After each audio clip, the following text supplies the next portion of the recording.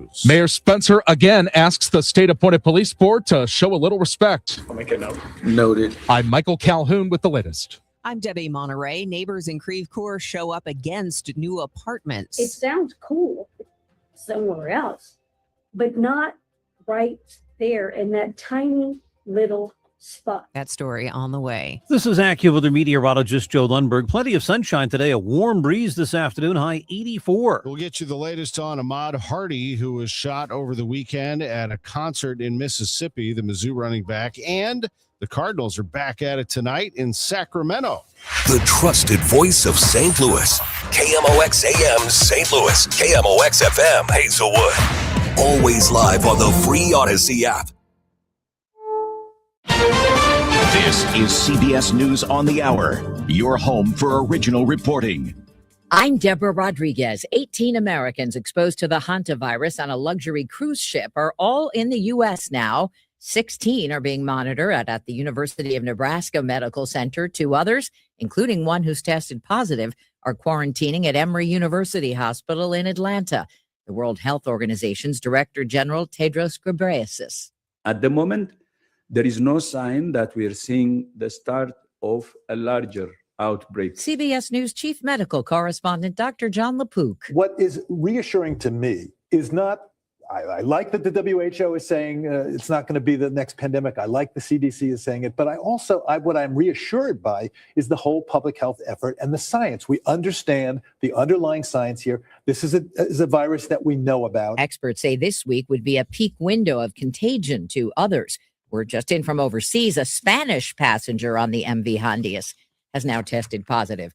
The national average for gas at $4.50 today, and President Trump is forging ahead with his push to suspend a federal tax. Gas Buddies' Patrick DeHaan. If Congress approves a federal gas tax holiday of 18.4 cents, motors would likely be feeling the impact rather quickly, but they may not visibly see a reduction if the price of oil is going up in the backdrop. President Trump leaves for China this afternoon for a high-stakes visit with Xi Jinping. On the agenda, the Iran war and U.S. weapon sales to Taiwan. President Xi would like us to discussion many things up. Analysts say China could play a role in helping to end the Iran war if it gets concessions from the U.S.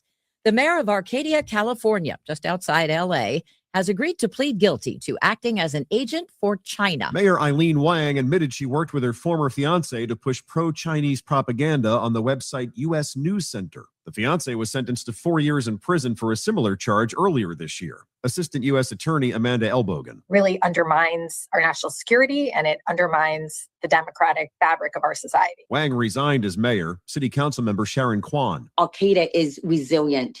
We can move forward being honest, transparent, and committed to accountability. Michael Wallace, CBS News. Want to stay young? Head to a museum or the opera. I'm Vicki Barker in London. Daisy Fancourt leads a University College London team studying patterns in our DNA that determine aging. We can look at these patterns to see if someone is older or younger than the number of birthdays they've had. And we found that people who engage more in the arts have got this younger epigenetic age. This is CBS News. The stars shine brighter on CBS Mornings. This is a slam dunk. So cute. Gail came in singing for me today. On CBS Mornings. It is 6:03, and right now in downtown St. Louis, we have clear skies, sunshine, 53 degrees. I'm Debbie Monterrey. And I'm Tom Ackerman. Add another lawsuit to the pile in the St. Louis policing fight. The vote in closed session by the state-appointed board takes the city to court, arguing the city's proposed budget underfunds the department by tens of millions of dollars. It comes weeks after the city sued to overturn the state takeover of the department altogether. Mayor Kara Spencer, who sits on the board, objected to the meeting being called on short notice over Mother's Day weekend. This is no way to conduct business, calling a meeting on a holiday and providing no feedback to a member of the board or any of us. Nobody that I've talked to here this morning knows the purpose of this, and I just think it's a fortunate way to do business. She only got this response. I'll make a note. Noted. The mayor has complained almost every state police board meeting about not being looped in until the last minute, often on holidays or late the night before. State law gives the city 1 week to respond to the new lawsuit and requires a judge to hear arguments within 10 days. Michael Calhoun, KMOX News. The board says its request includes nearly $12 million for technology upgrades, including a new radio tower to strengthen emergency communications. Another $15 million would go toward maintaining the more than 24 buildings the department now oversees. St. Louis planners who want to keep data centers from crowding people out of downtown. Their proposed zoning rules were up for public hearing last night. The rules would limit how many server rooms can sit shoulder to shoulder in the same stretch of blocks. Lead city planner Miriam Keller says data centers can help fill the vacant office and warehouse buildings downtown and help anchor tech-oriented business districts. But there's a worry on the other side. It's a double-edged sword, right? Like, we don't want so many that downtown starts to lose, or we sort of undermine downtown's vitality as a place of gathering and activity, as the kind of the core of our region's economy. The proposed rules have a density cap, only one building size data center per 300-foot radius. A second one in that same radius would be limited to about 30% of its building. Ground floors, in most cases, would have to be set aside for active uses like restaurants, retail, or anything that keeps people on the sidewalks. A 147-unit apartment rezoning in Creve Coeur drew a long list of concerns last night. There's already too many kids. There's 4 elementary schools, 1 middle school, and 1 high school. I don't know with this huge structure with 147 units, where are all these kids going to go to school? That's Sheila Smith, a Spady Lane resident with a daughter at Spady Elementary. Other concerns include traffic on Grazer Road, parking, stormwater, and a 4-story building neighbors say would look directly into their backyards. The council tabled the bill on a separate question about tax incentives. Before they did, Councilman Drew Newman spoke to the room about the language he'd heard from some opponents about people who rent apartments. So I don't know if this is going to go forward or not. But if it does, the people who move into Grazer Station are not going to be your enemies. They're going to be your neighbors. And I encourage you to welcome them with open arms. The bill will return once the developer submits its incentive request to the city. A St. Charles County housing nonprofit says Airbnbs are part of why young families can't find an affordable home to buy. Michelle Woods of Habitat for Humanity told the county council last night the county already lacks enough starter homes at moderate prices, and short-term rentals are making that worse. The concern is that short-term rentals take up residential properties, repurpose them into commercial. And since there's already a lot of pressure on the market right now that's causing prices to spike, any additional pressure is a concern, even if it's just a small part of the problem. The bill would require Airbnb or VRBO operators in unincorporated areas to register with St. Charles County. It would also cap occupancy at 2 guests per bedroom and keep rentals at least 600 feet apart. A vote could come 2 weeks from Monday. From the KMOX business desk, the demolition of the Millennium Hotel continues as the final tower is still standing. Demolition crews are erecting platforms that will slide up and down the exterior of the building in case any of it breaks free. Meanwhile, inside the hotel, the building is being taken apart from the top down. Pieces of the structure will be thrown down the elevator shaft and removed from ground level. Part of why explosives can't be used to take the tower down are the asbestos in the building and the close proximity to other buildings. A crew member tells KMOX they are so close to other hotels that the blast from a controlled demolition could blow out their windows too. It is 6:08. We'll take a look at traffic and weather in 2 minutes. I'm Dr. Colleen Bosler with the Audiology Center, and I'm talking with my associate, Dr. Adam Voss. What happens to a person's brain when they ignore their hearing loss? There is such a strong connection between the ear and the brain. Ignoring your hearing loss can cause the brain to become lazy and the speech areas in the brain to shrink. This is partially why you can hear the words, but you cannot understand them. If a hearing loss goes untreated for too long, it may cause an irreversible change in the brain. It is incredibly important to have your hearing screened at 60 or older, or sooner if you're noticing difficulty. And the sooner someone treats their hearing loss, the better and quicker their brain will adapt to hearing sound again. Studies show that those who get hearing aids, even with a mild hearing loss, are much more successful hearing aid users as compared to those that wait longer. So call us today to get your comprehensive hearing evaluation with one of our doctors. 636-441-7470, or visit us online, theaudiologycenterstl.com. I'm Bob Burke, founder and chairman of Burke America Parts Group, a family of brands that includes RepairClinic.com, an appliance and HVAC parts solution company that's grown into an international brand. Before AmericanEagle.com, we partially launched a new technology platform developed by another firm.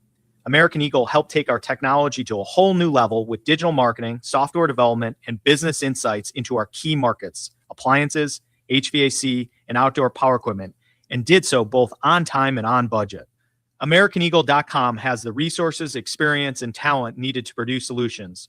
Our new technology platform, developed by AmericanEagle.com, has produced tremendous results with higher traffic, conversion, engagement, and online revenue. If you have any home repairs you need to take care of, check us out at RepairClinic.com. If you need a world-class website or technology project, then I would highly recommend AmericanEagle.com. Call AmericanEagle.com at 773-NETWORK. That's AmericanEagle.com, 773-NETWORK. This hour of Total Information AM is sponsored by Gamma Tree Experts. All right, 610, Roger Brand. What's the latest? Overhead Door Company of St. Louis Traffic Center. No, it's not bad out there, Tom. Pretty light traffic all the way around. I don't see any issues. I mean, it's getting a little busier. There's some folks hitting the highway, so we are starting to see a little bit of a slowdown northbound 55, south of 141 up to the Merrimack and the work zone there, and it's a little bit busy between Loughborough and Holly Hills after that. North 7 here good. Headed up through Gravel before Manchester, both ways around Ladue looks fine. 70 coming in from out west, Warrenton way. There's no issues there. On the Illinois side, westbound 64 through 159 in Fairview Heights, still on the go for you. And sounds like that crash. Well, I can't find any good news, but it was right around Gudermuth, westbound 364 in that area. Again, they've gone through and don't see any delays, so things are in good shape for you there. Next update at 6:20 from the Overhead Door Company of St. Louis Traffic Center. Glover here for my friends at Cantor Injury Law. Cantor is local, and we're here doing the work every day. We're right here in St. Louis, and we're ready to fight for you. CantorInjuryLaw.com or call 314-628-9999. The choice of a lawyer is an important decision and should not be solely based on advertisements. A good deal of sunshine today, breezy and quite warm this afternoon, high 84. It'll cloud up early tonight with a thunderstorm crossing the air. There can be some gusty winds and a downpour with any thunderstorm. Then it'll clear up late tonight, low 57. Sunshine returns tomorrow, a breezy, cooler but nice day, the high 75. Sunshine mixes with clouds later Thursday, the high 76. From the Saliga Heating and Cooling Weather Desk, I'm AccuWeather meteorologist Joe Lundberg on 104.1 FM KMOX. Sunny and 53 degrees right now in downtown St. Louis. It's 6:12, sports in 3 minutes. The body of the man who went into the pond at Spanish Pond Road in Spanish Lake Park has been found. St. Louis County Police report 64-year-old Savell Meeks was boating when he fell into the water and never resurfaced. Meeks' body was found yesterday morning before 10:30 a.m. This is the second drowning in the same lake in 2 weeks. 77-year-old Francis Black drowned after falling into the pond while fishing. Another 120 properties have been added to the list of tornado-damaged structures to be demolished by the city using money the state allocated for that purpose. But as many as 1,600 properties may eventually make that list. According to the city's recovery office, 36 demolitions are underway or done. About 75% of those properties were vacant or condemned before the tornado hit. The tornado damaged or destroyed more than 5,000 structures, causing about $1.6 billion in damages. According to the Business Journal, the city has received more than 2,200 applications for its home stabilization and repair program, with work completed for 23 of those requests. The City of St. Louis Board of Police Commissioners is seeking a quick answer to a key question. How large of a budget are they entitled to? In a news release, the state-appointed board announced they voted in executive session to seek immediate guidance in calculating what the law empowering the board defines as the city's general revenue. The filing also asks a judge to make a determination on the $67 million gap between the board and City Hall with the current fiscal year's budget. The board believes other funds, such as the Ram settlement funds, should be counted as general revenue. The city recently filed a lawsuit seeking to invalidate the law that moved control of the police department to the state-appointed board when the budget negotiations reached an impasse.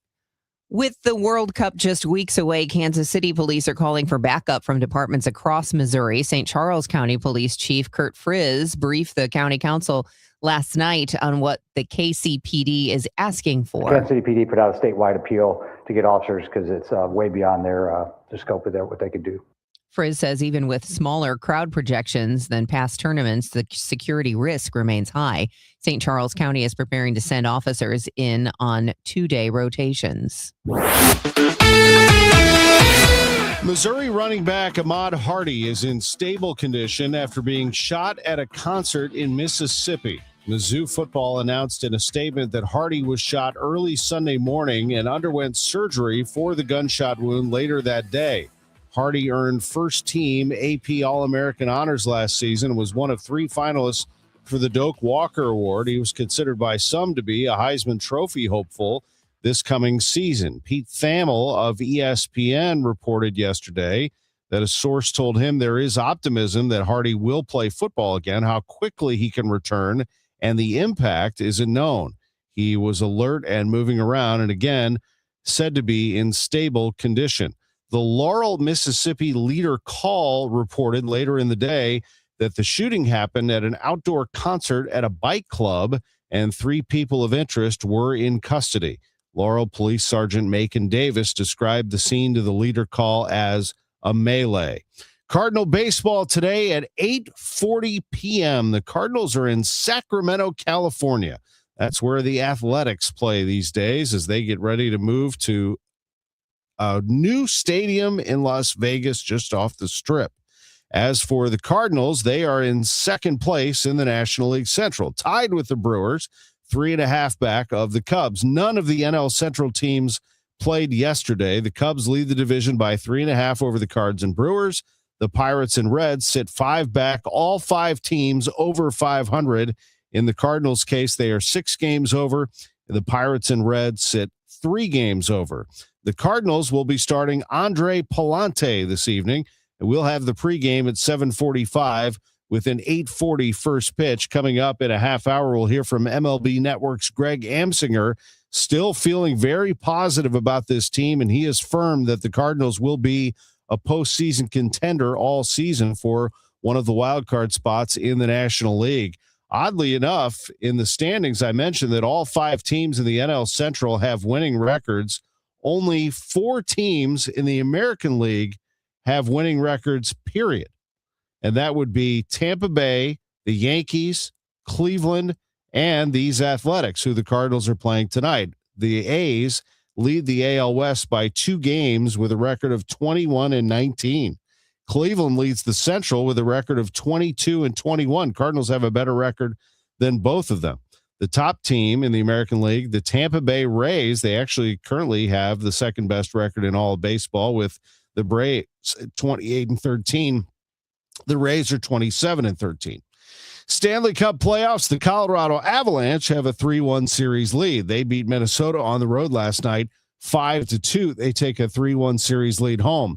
NBA playoffs, Cleveland even things up with Detroit, 112-103 win over the Pistons. That series is now tied at 2. And the Oklahoma City Thunder, the defending NBA champions, swept the Lakers, 115-110 win in Los Angeles. The Redbird Report was sponsored by Restoration One of Greater St. Louis.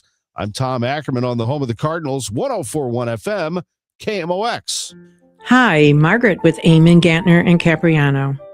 Our St. Louis baseball Cardinals reset last season. Now they're planning for the long term. Have you thought about a long-term plan for your family? A will, a trust, powers of attorney? Eamon, Gantner, and Capriano can guide you with a personalized estate plan. Sign up for our free webinar on our website, yourestateMatters.com. Learn more about estate planning, get some answers, list your questions, then schedule a consultation.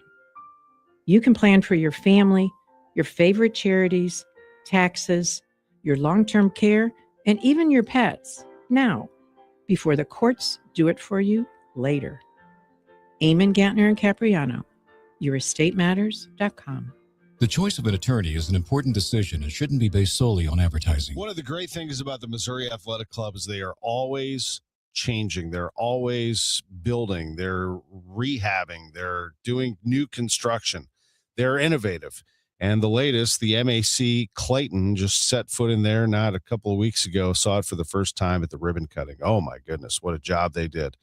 on the 14th and 15th floors of the Pierre Laclede Center in Clayton, with restaurants and a bar. I mean, it's just fantastic. Now, they do this, though, at all of their clubs. So the downtown location at 405 Washington Avenue, just a few years ago, they renovated the Jack Buck Grill. It is spectacular. They did a great job. There's pictures of Mr. Buck all throughout the Jack Buck Grill, a lot of references to KMOX. It's just a fantastic place. And the MAC West, they are going to redo some of the dining there, as they already did with their athletic facilities there. 1903 dining room, 1903 bar, both renovated, just one after the other. They continue to upgrade for our members and guests. The Missouri Athletic Club. Total Information AM. The news continues on 104.1 FM KMOX. It is 6:20. This is Total Information AM. I'm Debbie Monterrey, along with Tom Ackerman. Roger Brand joins us from the Overhead Door Company of St. Louis Traffic Center with the latest on your ride in. Well, just some slow going on the south side right now, Debbie. This traffic reports a service of S&L Coins, northbound 55 north of Richardson up to the Merrimack River is pretty busy. Then again, from the Union Road overpass, you got pockets up through Virginia where it's getting pretty heavy. So the delays are getting longer, but so far mostly just a slowdown through those areas. North 270 still looks great as you get on from 55 up through Gravois past 44, up around the work zone 64. Ladue, everything's okay. Still looking good. Southbound 61 coming down from Highway P onto 64 or 70. Take your pick. They're both hustling along there from the split across the Missouri River bridges. Still look good on the Illinois side at the Poplar and Muso Veterans Bridge, although again, in the work zone, starting to see a little bit of a slowdown. Westbound 64 passing 159. Next update at 6:30 from the Overhead Door Company of St. Louis Traffic Center. S&L Coin. We buy gold and silver coins, silver and gold jewelry. Also buying gold filled and silver plates. Before you sell, call S&L 314-544-3600. 314-544-3600. S&L Coin. Spring in St. Louis has been fantastic. We have a great day today. Sunny, breezy, very warm this afternoon. A high of 84 degrees. Mostly cloudy early tonight. Chance of a thunderstorm in places. Then clearing late, low 57. Tomorrow, sunshine, breezy, and pleasant, high 75. Thursday, sunshine and nice with a high of 76. It's 54 right now. It is 6:21, and the news continues. A Lake St. Louis woman is accused of stealing more than $1.2 million from a St. Louis County company over about a 7-year period. 44-year-old Carrie Bertels turned herself in yesterday and pleaded not guilty to using a corporate credit card for roughly 7 years on things like personal vacations, jewelry, and flights. According to the Business Journal, she was indicted on 5 counts of wire fraud, which has a maximum penalty of 20 years in prison. The Lewis and Clark Confluence Tower reopens this week. 185-foot observation tower at the confluence of the Mississippi and Missouri rivers has been closed since last year. The closure came during a $3 million renovation that includes an upgraded visitors center, a children's playground, public art installations, and a park expansion. The reopening ceremony is Thursday, and the tower will then be open Wednesday through Sunday from 10. Owned by the Village of Hartford, the renovation was led by the Great Rivers and Routes Tourism Bureau with a $2.5 million capital grant from the Illinois Tourism Bureau. The out-of-town owners of an historic Washington Avenue building stepped up to pay their delinquent tax bill.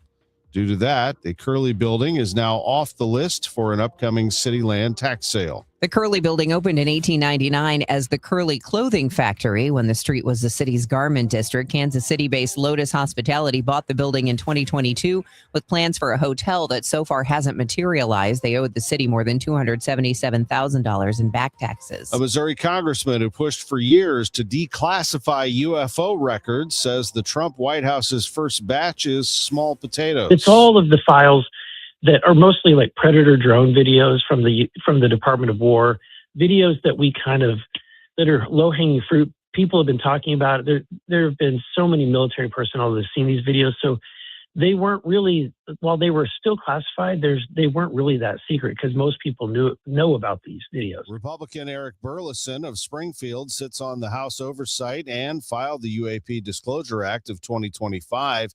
It would require federal agencies to preserve unidentified phenomena records and turn them over to the National Archives. In good hands. That's how experts say they feel about the care being given to Americans at a special medical facility in Omaha. They're being quarantined there after getting off the hantavirus-stricken cruise ship. We get more from KMOX Health Editor Fred Bottomer. Vanderbilt Medical Center infectious disease specialist Dr. William Schaffner says the repatriated Americans are in good hands at the Omaha Medical Facility. They are well experienced in knowing how to deal with patients safely and effectively who have exotic infections that we haven't seen elsewhere. They will take good care of the patients while taking good care of themselves. Dr. Schaffner says the hantavirus is not a new disease like COVID was, and we've been studying it for decades, although there's still no treatment other than supportive care. Fred Bottomer, KMOX News. A new art installation in Jefferson Barracks Park features a phone meant for people living with grief. The Wind Phone is located behind the Veterans Memorial Amphitheater and invites users to share a phone call with a loved one who has passed. Artist Catherine McKay says she was inspired to install the piece after losing her mother in 2020. One thing in particular about the phone is that's a way to connect with somebody. And my mom and I, before she died, we only talked on the phone. It was the only way for us to connect to each other. It was through that phone.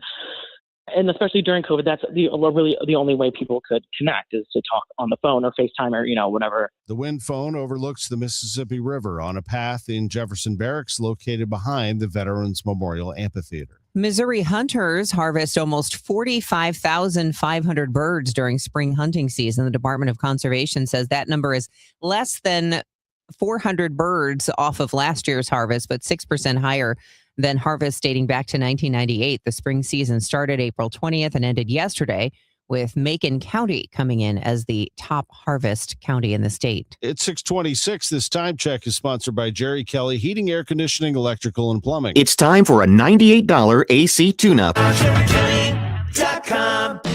Confidence is knowing you're ready to handle whatever comes your way. That's what it feels like to take on your workday with Cintas. They make sure your AEDs are up to date, your fire extinguishers are tested and inspected, your floor mats are cleaned and delivered, and your workwear looks good, feels good, and is freshly laundered with the Cintas Apparel Plus program. So are you ready to take on today? Visit Cintas.com. Oh, I'm ready! And get ready for the workday. Hey, I'm Mike Slater. My dad passed away at the age of 63. It's out of nowhere. Had a stroke. Super hard, obviously, for the whole family, but my dad had life insurance. This is why I have life insurance for my family, for my wife and 4 kids. And the best place to get life insurance is ethos.com because you can do it in 10 minutes. And there's no medical exam and no blood test, just a few health questions. Get life insurance in 10 minutes so your family is protected. Ethos, ETHOS, ethos.com/Mike. I've been burned before. I was just repeating the same patterns. It turns out I had a type. Workplaces everywhere are looking for love. And by love, we mean the easy way to order food at work. Easy Cater. I thought ordering from great restaurants at work had to be complicated, but then I met Easy Cater. So many options, so flexible, and when I ordered for 50 gluten-free vegans without going over budget, I knew I'd found the platform I wanted to do life and lunch with. Fall in love with Easy Cater. Start an order at easycater.com. This is the story of the one. As a procurement manager for a hospital system, she keeps every facility in her network stocked and ready. That's why she counts on Grainger to be her single source for thousands of products, from disinfectants to lighting, air filters, and more. And with fast, dependable delivery, Grainger helps her keep every facility stocked, safe, and running smoothly. Call 1-800-GRAINGER, click Grainger.com, or just stop by. Grainger, for the ones who get it done. Spring cleaning rule number 1, out with the old, in with the new. And frankly, your family's old internet connection is a dinosaur. Upgrade to the 1 gig modern family standard from i3 Broadband. It's 100% true in-home fiber with equal upload and download speeds, so your teenagers gaming won't crash their video call. Even better, we're currently offering our longest price guarantees ever on our gig speed internet services. Say goodbye to exploding promo prices and hello to budget certainty. Visit i3broadband.com/radio and start your spring off right. This is Congressman Bob Onder. Americans demanded border security, and House Republicans delivered. According to the Department of Homeland Security, for 10 consecutive months, U.S. Customs and Border Protection has reported 0 illegal aliens released at the border. I'm proud to have worked with the Trump administration to secure our southern border and uphold our immigration laws. and will keep fighting to advance strong policies that protect Missourians and keep America safe. Paid for by official funds authorized by the House of Representatives. Nothing makes a gathering great like Eggland's best eggs. They're just so delicious with better nutrition, too. For us, it's eggs any style, as long as they're the best. Eggland's best. Better taste, better nutrition, better eggs. If you owe the IRS, you have a legal issue, and you need the Lance Drury Law Firm. We'll protect your rights. Log on at lancedrurylaw.com. All Access with Ollie Marmol on the Gas House Gang. I think St. Louis likes watching a team that plays the game the right way, that plays the game hard, that never gives in. And those are the things we can control, and we'll hold ourselves, I'll hold myself accountable to, and then let everything else play out. But I think it's hard not to like this group. It's hard to watch them and not get excited about their style of play. Those are the things we can control at the moment. Ollie Marmol, Tuesdays at noon on KMOX. It is 6:30, and right now it's sunny, 54 degrees in downtown St. Louis. I'm Debbie Monterrey. And I'm Tom Ackerman. Roger Brands in the Overhead Door Company of St. Louis Traffic Center. We're rolling along, getting a little busier out there as you hit the highway, so just be prepared. There's definitely more volume. There's a stall northbound 55 near Gravois downtown. Can't tell if it's blocking a traffic lane or not. I don't think it is, because traffic is in pretty good shape going through there. Now, you have the usual delays. North 55 is slow down north of Richardson up to the Merrimack, and it's bumper-to-bumper pockets north of Rivas now up through Virginia. So a lot more stop and go. The duration a little longer running through there. Eastbound Highway 30, Mauer to 270 are busy. North 270, slow north of Doherty Ferry up to Manchester, and then just briefly approaching 64. Starting to see that volume now. Southbound 61, south of P down on the crossover, getting on to 64, but 64 and 70 both look great out across the Missouri Bridges. And on the Illinois side, westbound 64 has that slowdown right now, both sides of 159, but still good to go across the bridges downtown. Next update at 6:40 from the Overhead Door Company of St. Louis Traffic Center. It's going to be a mostly sunny day with a high of 84 degrees. We could see a thunderstorm in places tonight with gusty winds and downpours, but it should clear out overnight. And more sunshine in store for tomorrow and Thursday, mid-70s both days. It's 54 out there right now.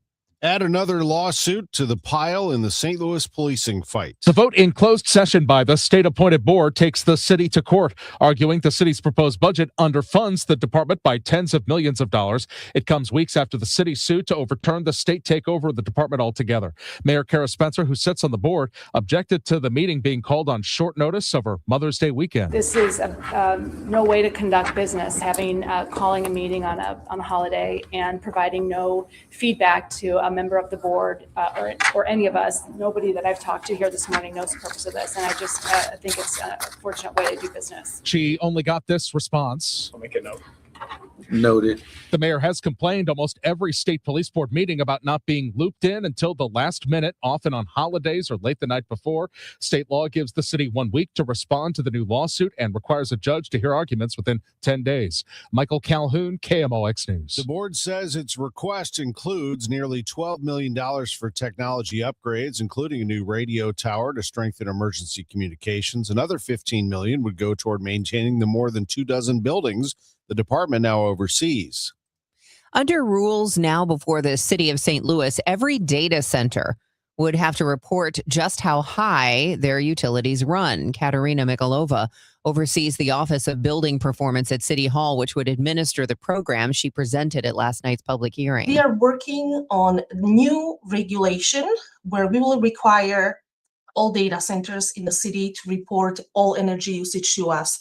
And when I'm talking about all energy usage, I'm mentioning all utility types. So not only electricity and the solar panels, but also diesel usage and any other fuel usage.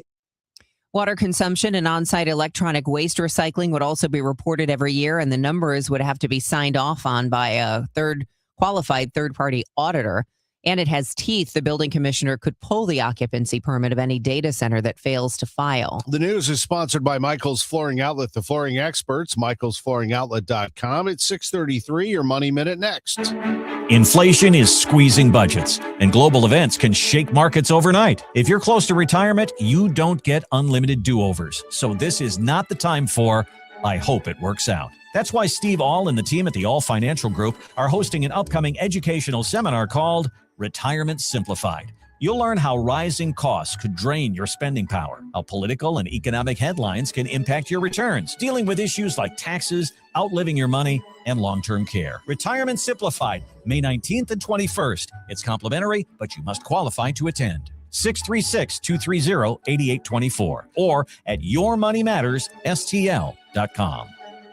Investment advisory products and services made available through Impact Partnership Wealth, LLC, IPW, or registered investment advisor. Neither the firm nor its agents or representatives may give tax or legal advice. Individuals should consult with a qualified professional for guidance before making any purchasing decisions. The All Financial Group is not affiliated with nor endorsed by the U.S. government or any other government agency.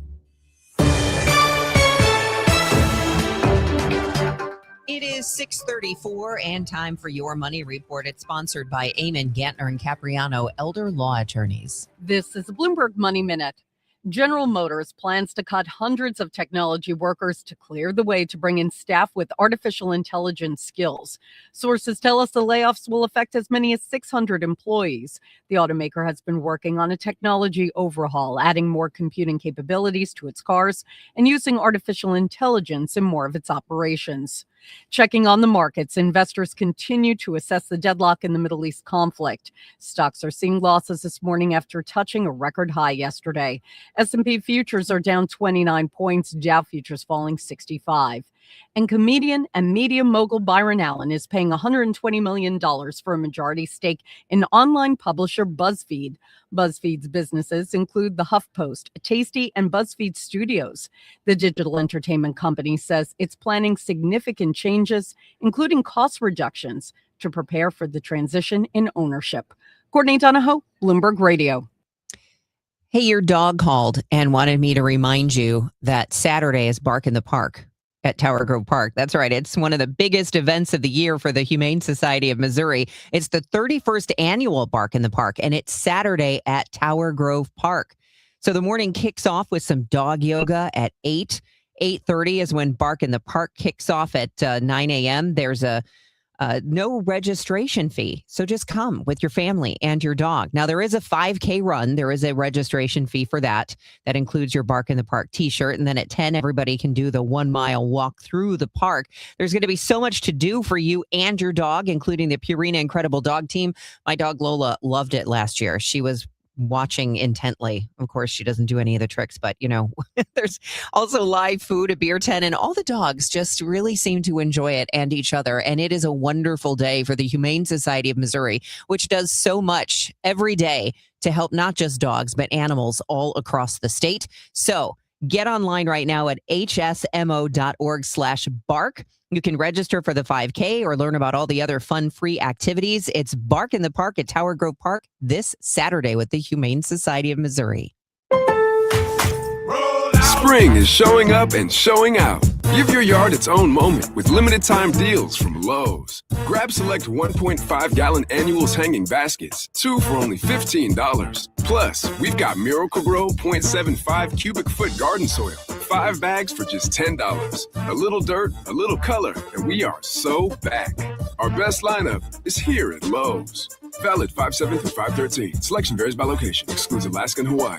Ready or not, summer is coming, and Wayfair's Memorial Day clearance is on now. Right now through May 25th, get up to 70% off everything home at Wayfair. Plus, score amazing doorbuster deals all sale long and surprise flash deals on Memorial Day. We're talking thousands of products at every style and budget. Now is the time to save big on must-haves for your patio, backyard, and beyond. These savings won't last, so don't wait. Shop Wayfair's Memorial Day clearance now through May 25th. Wayfair, every style, every home. This is the Gas House Gang from KMOX. Bernie Nicholas and the Gas House Gang, today at noon on America's Sports Voice, KMOX. It's 6:38. Republican Senator Josh Hawley says he is backing President Trump's push to suspend the federal gas tax to ease the squeeze drivers are feeling at the pump. It will take an act of Congress to produce the 18-cent a gallon discount at the pump. AAA reported the national average yesterday, $4.52 for a gallon of regular. The mayor of Arcadia, California, just outside of Los Angeles, has pleaded guilty to acting as an agent for China. Mayor Eileen Wang admitted she worked with her former fiancé to push pro-Chinese propaganda on the website U.S. News Center. Her fiancé was sentenced to 4 years in prison for a similar charge earlier this year. Wang has resigned as mayor. The maker of the learning platform Canvas says it paid off the hackers who attacked it last week. Thousands of colleges and K-12 schools use Canvas to manage their grades and assignments, and last week's shutdown disrupted final exams for many. Canvas's parent company, Instructure, says it reached a deal with the hacking group Shiny Hunters for the return of the stolen data, including usernames and email addresses. The company did not say how much it paid. Coming up on 640, Roger Brand, what's the latest out there? Overhead Door Company of St. Louis Traffic Center. Well, just getting busier on the highways, Tom, but other than that, we're doing all right, all things considered. This traffic report's a service of Artistic Decks. That means northbound 55 now, north of Richardson up to the Merrimack. You've got slow going, barely slow. Butler Hill, Mattis, those right lanes, and then the stop-and-go pockets from about the Union Road overpass up to River to Pear, but still slow through Virginia. Northbound 270, let's call it north of 44, Big Bend area. There's a couple of slowdowns up toward Manchester and then briefly through 64. Eastbound 30, West Watson to 270 looks kind of busy now as well. Southbound 61, a couple of slowdowns coming down from Highway P onto 64 through Prospect. Once you clear that point, you're good to go all the way in through the Interbelt in Richmond Heights. Eastbound 70 looks great from really Warrenton all the way in across the Blanchette Bridge. No issues there. Downtown seeing a little bit of volume now on 5570 between 203 and Exchange. And, of course, 64 west of 50 through 159 is busier through the construction zone. Route 3 just kind of busy through Monsanto and 8th Street, both directions also.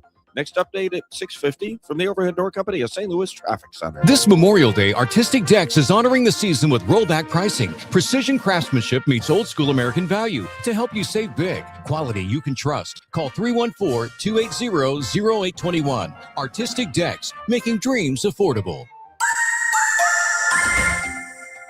Time for us to get a check of the weather, which looks about perfect looking out the windows here, Studio B in downtown West. But let's turn to a professional who will have the official answer for us. That would be AccuWeather's Joe Lundberg. And Debbie, you're right. It's beautiful outside right now. We've got clear skies, sunshine, fairly light winds. That breeze will pick up and it will get warm today with that sunshine up to 84. There is a front that'll come charging through the area early tonight, and with it some clouds. Even a heavy gusty thunderstorm in parts of the area. Not everyone will get one, especially west and southwest of the city. I think there's going to be little or no rain out of this. Clears up behind the front late tonight. We'll get down to 57. A cooler day tomorrow, a breezy day, but beautiful with sunshine. The high 75. Sunshine mixed with cloud later Thursday. We get to 76. Partly sunny Friday. Watch out for a thunderstorm, though. The high 86. Then I think some shower and thunderstorm activity is going to become more likely Friday night and into Saturday. Saturday's high going to feel a little bit more humid at 83. 56 at St. Peter's, 56 in Florissant, sunshine 59 downtown at the Arch. From the Saliga Heating and Cooling Weather Desk, I'm AccuWeather meteorologist Joe Lundberg on 104.1 FM, KMOX. Thank you, Joe. It's 6:42. President Trump says he wants to suspend the federal gas tax as Americans continue to feel the impact of soaring fuel prices tied to the war with Iran. At the same time, the White House says military and economic pressure on Tehran remains in place as the ceasefire appears increasingly fragile. CBS News senior White House and political correspondent Ed O'Keefe has more on the administration's strategy moving forward. Military options remain. President and other top officials have alluded to that. The Pentagon made clear that a key submarine has surfaced and is, let's just say, available for usage. And now in the Mediterranean Sea, a signal to Iran that as a ballistic submarine surfaces, that the military options remain. The Supreme Court is allowing women to get mifepristone at pharmacies or through the mail without an in-person visit to a doctor, as the justices consider whether or not to allow restrictions on the drug. The move prevents restrictions on the widely used abortion pill from taking effect for the time being. Here's Loyola Law Professor Lori Levinson. The courts down below issued what we would say a nationwide injunction, barring the sale of mifepristone by telehealth. And before this, the Supreme Court has said that the court should not use these types of national injunction. So that's a procedural issue. A personalized vaccine shows promise against an aggressive and incurable brain cancer. In an early clinical trial, participants with glioblastoma had increased immune response and slowed tumor progression after receiving a vaccine. Dr. Albert Kim at the Siteman Cancer Center in St. Louis says this is very exciting. One long-term survivor remains recurrence-free nearly 5 years later. And in the next few iterations of this, I think we're going to see some big benefits for these cancer patients. Dr. Kim says the vaccine is safe for these patients. Jennifer Kuiper, CBS News. Texas is accusing Netflix of spying on its customers. State Attorney General Ken Paxton has filed a lawsuit claiming Netflix collects its users' data without consent and sells it to commercial data brokers and advertising technology companies for billions of dollars a year. The suit also claims Netflix creates addictive features that keep users, including children, on the platform, like automatically playing a new show when one ends. In a statement, Netflix says it takes its members' privacy seriously and claims the lawsuit lacks merit. Michael Wallace, CBS News. The Fountain of Youth could be in your local museum or concert hall. I'm Vicki Barker in London. Daisy Fancourt leads a University College London team studying patterns in our DNA that determine aging. We can look at these patterns to see if someone is older or younger than the number of birthdays they've had. And we found that people who engage more in the arts have got this younger epigenetic age. Engaging in the arts can mean anything from visiting a museum to taking a pottery class. What is not clear, whether it's the art that slows our aging process or the joy we can get by engaging with it. Vicki Barker, CBS News, London.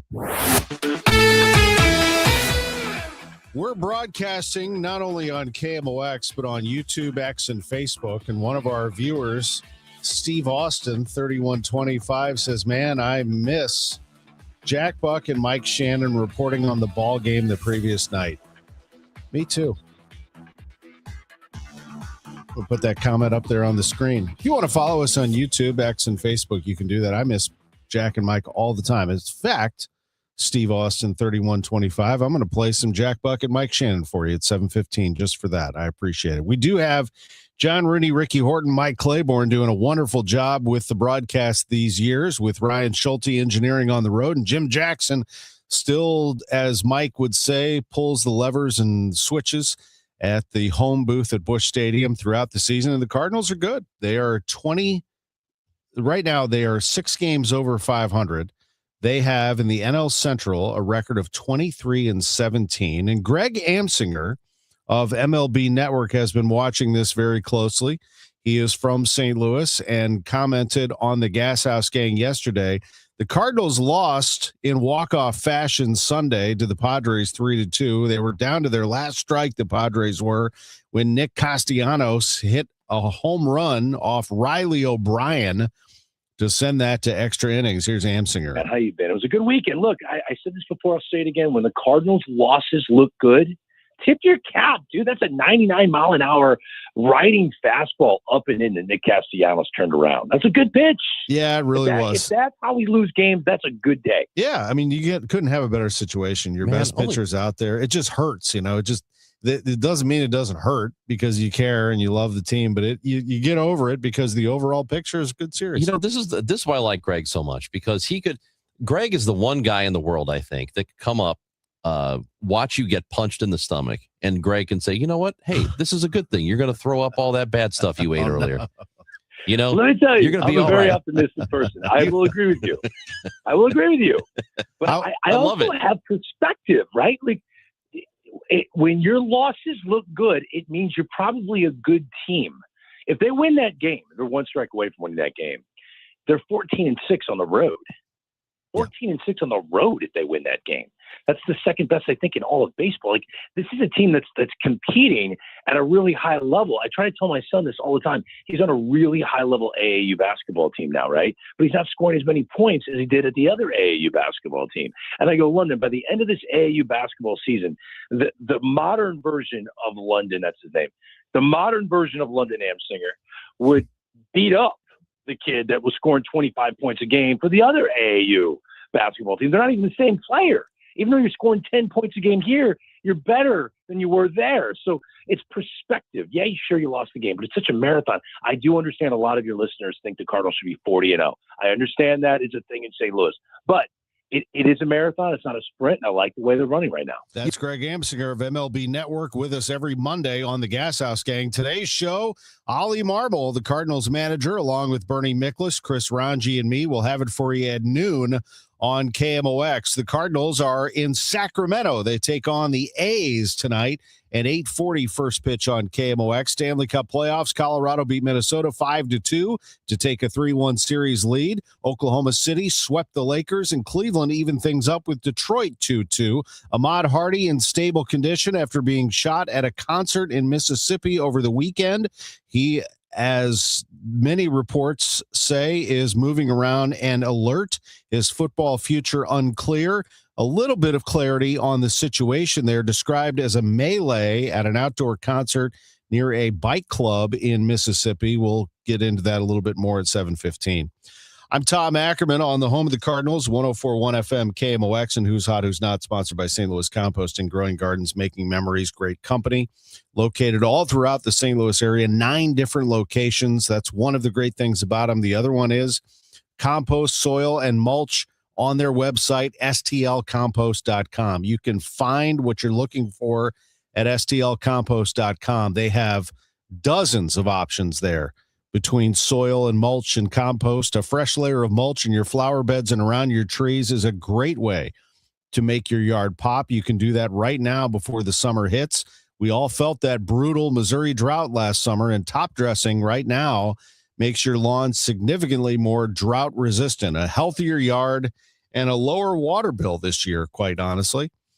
It is St. Louis Composting, stlcompost.com, growing gardens, making memories. Mizzou football will be here before you know it. Join us for the 100th anniversary of Memorial Stadium with season tickets. Join the season ticket waitlist at mutigers.com/FB waitlist and get ready to lock in tickets for 2026. The home schedule is highlighted by games against Florida, Texas A&M, Texas, Kentucky, and Oklahoma. Don't wait to reserve your spot. Join the waitlist at mutigers.com/FB waitlist. MIZ. On Saturday, May 16th, join KMOX and Grassroots Redeeming Love in commemorating 1 year since the historic EF3 tornado that devastated North St. Louis with a short morning of service. Volunteers will meet in the Kingsway East neighborhood from 9 to 11 to help clear tree limbs and trash. If interested in RSVPing for the cleanup or interested in donating to the effort, go to KMOX.com/events for more information. Broadcasting from the Scott Credit Union Studio, 104.1 FM KMOX. Total Information AM on 104.1 FM KMOX. 6:51 and time for us to check in with Roger Brand, who's in the Overhead Door Company of St. Louis Traffic Center. Well, we're doing all right out there so far, Debbie. I mean, the most recent thing we had was a stall westbound 64 at 270, so not too much to worry about as far as incidents go. It's just volume and work zone. So northbound 55, you've got slow traffic running up through Imperial. There's also slow traffic north of Richardson up to the Merrimack. The right lane's a little busy, Butler Hill backed up pretty solidly from Bayless up to River Pear, slow past Virginia after that. Now north 270 starting to bog down, north 55 through Gravois. That run Big Bend Doherty Ferry area is a little slow, and then approaching 64. Southbound 61 Highway P down to 64 to Lake St. Louis Boulevard, busier the whole way through there. Westbound 64, the right lanes are a little slow, handling to the Interbelt. Eastbound Highway 70 drivers east of K through TR Hughes, the only real slow spot running on that route right now. On the Illinois side, looks like we have a train crossing Route 3 at Queenie, a little bit of a backup each direction there. Westbound 64, both sides of 159 slow, but after that, you're good to go across the bridges. Next update at 6:58 from the Overhead Door Company of St. Louis Traffic Center. It's time for a $98 AC tune-up.